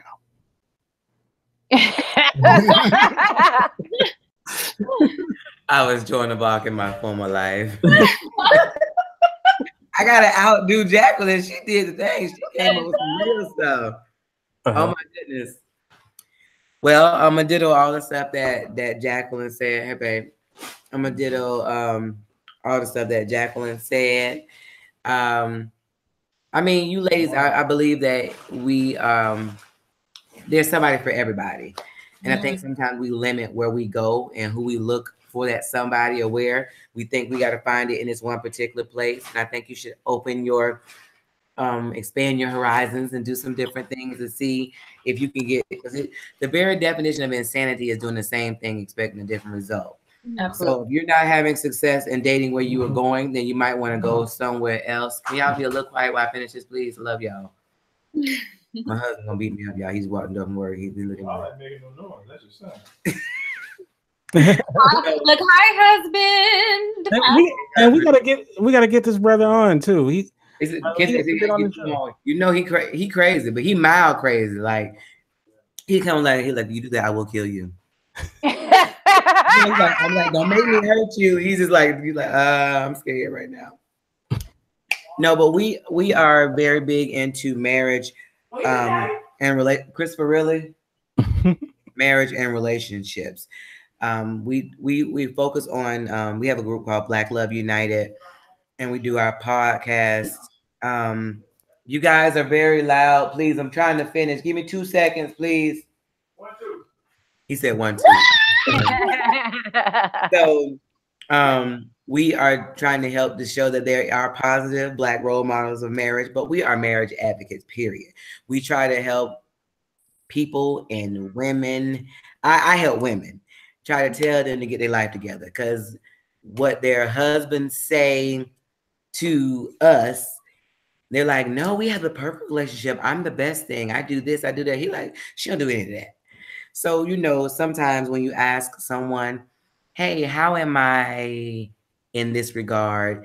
You might get an answer, but it might not be the one you want. So I'm very grateful to have been on this show. I was very leery because I didn't know any of you ladies. You know, I didn't know anything about what this is going to be about. But, you know, all walks of life. And my husband's over here thrusting. Is not good. So dumb. Oh my God, you know all your clothes. He is thrusting in the chair with his leg up. Oh my God. What happened? See, this is how we got 5 kids, but now we put the babies on the back. We ain't gonna do all that. Yeah, we're not having no more children, honey. So we're gonna put them on the back. But I would love to be a part of anything else you have. You can follow us. We do have a page called Sid and Angie. And because we didn't want to scare anybody that was not African American, but Black Love United, we go on Monday nights, and it was just because that's what we were trying to help, and that's where our fan base. We had a balloon game. You remember that, Kente? Oh yeah. That went viral, had 4 million views, and people were saying that we were doing too much for Christian people. But see, that's the problem. We Christians, we have fun. I'm Christian. So I'll date a Christian. Huh? You said you'll date one. Are you gonna? Is he gonna be one when he get finished with you? Next. Man, listen. I believe in God. I love the Lord. I love Jesus. God. Jesus is my God and Savior. What you say? No, she's dating a guy named Christian, I think she was saying. I know. I love. Follow me on Black Love United. It's not just for Black people. I love Weezer and Ashley. I'll be my friend too. My triplets are biracial. I was married to a white man. I done tried all the flavors. Me too. If it's Baskin Robbins, I done tried them all too. All right, so Shannon, how can people get you in social media? I can't help it. Huh? How can people get you in social media? Black Love United, but also my page is Goldilocks. So you would have to put it in the group because I'm not findable. That makes sense. Findable. She's not Googleable either. Yeah. Yes, everybody's information. Well, what the fuck is that? I'm gonna put it in your chat, Kente. All right. I have everybody's Instagram and Twitter. It's on the in the show notes and on the event page as well. So if you know, I have how you can Black Love United. I got so many different pages because I do social media for other companies for a living. So Black Love United is where you get the most accurate information. Because sometimes I'm just too tired to post all that stuff. I know that's right. Sometimes you get it on.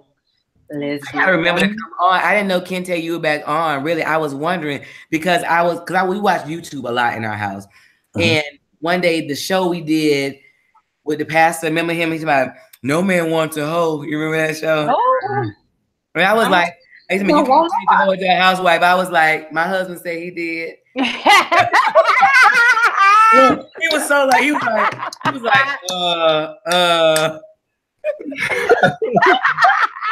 That was the Christian sex episode. Yes, but you got that corny Christian guy. So he was like, you know, my wife did not do anything with anybody before me. Lies. and just came in, and then we do nice stuff. And I was like, we don't do that. See, I wanted the contrast. So, he was, he was taking it back. Right. It was hilarious. That yeah, was hilarious. y'all weren't doing right. Y'all don't ever match me up like that again. Oh, you know what, Jacqueline? The guy he's talking about is your homie. Oh, oh no! That's how I met Jacqueline. Are you talking about Patrick? Yeah, that's how I met today. Talk about Patrick. Oh yeah, now that's the so we should have had him on Patrick. Yeah, my old co-host from Conflicts of Life. Conflicts. Did you see the show? I don't think so. I don't think she did. Listen, that show, Patrick was talking really like my husband and I both ministers, but the whole base of our ministry is that people see church people as stuck and they can't talk about sex and you married and like you gotta do it one way. I was like, no, when you get married, that's when you're supposed to try it all from the window to the wall. Like, if you're a Christian, when you have sex, you only can do it missionary. You won't be alone. You won't be alone. It's in the Bible. It's in the unmarried Christian man. What verse and chapter is that, Kente? It's in 3 Timothy. No, It's in the Lost Books. Kente Galatians 3:12. Hey, no, it ain't. We did not read that book. That's different. Kente, the one that want to be tied up too. Didn't you want to be tied up, Kente? Yeah. Good luck, Shannon. I do all the time. Yeah. Tell them, how can one of their friends like, listen now, my mom might say anything. I tell them, you get married, you can do it too. Right now, I'm gonna talk about it. Kente, I just want to say good luck getting your final words in with 5 women. I know, right? And how can people get you in social media? Tell us about your book that's coming out and the books that we in. Look, the best thing to do is not get me on social media. I am so horrible with Facebook Messenger. I do not respond to it because I get distracted a lot. But everything is my name, Shannon Ford Jefferson. That's Instagram, Facebook, and that's it for social media. I don't do Twitter. Books all are on Amazon. There are currently 5, and the next book, y'all gonna have to pray for me. It's been a struggle. But the next book is Dismantling Daddy Dysfunctions and All the Men I Loved After Him. I'm still working on it. All right. So. Okay, so you can give me subscribe to me on YouTube. I got 1 million. I'm at 29,000 followers on Facebook. But I got about 100 on YouTube. Which one is the one where you got 29,000 followers? Black Love United. Yes. Okay. Programming note too. On the 12th of November, we're going to be doing readings on the show. So if anybody wants to be read on the show live, please let me. Read like palm readings? Yeah. Oh, I don't play with the devil. Yeah, me. It won't be demonic. I promise that. Y'all, look, okay, not you, Angie, but the person who said they don't play with devils besides Angela, raise your hand. Who don't plays with the devil? You don't play with them, but you sleep with them? My mom is not letting me have no readings. Look. Straight up. All right, so you can get me at Kente F on Twitter. Shannon. You can get me at Kente F on Twitter. You can go to our website. That's indyradio.org. That's INDY-radio.org. And like I said, we'll be back next week on next Monday at 6 p.m. Pacific, 9 Eastern, right here on indyradio.org. Thank you for listening, and we will catch you next time. Thank you for having us. Appreciate you guys. It was a lot of fun. Thank you. Thank you, lady.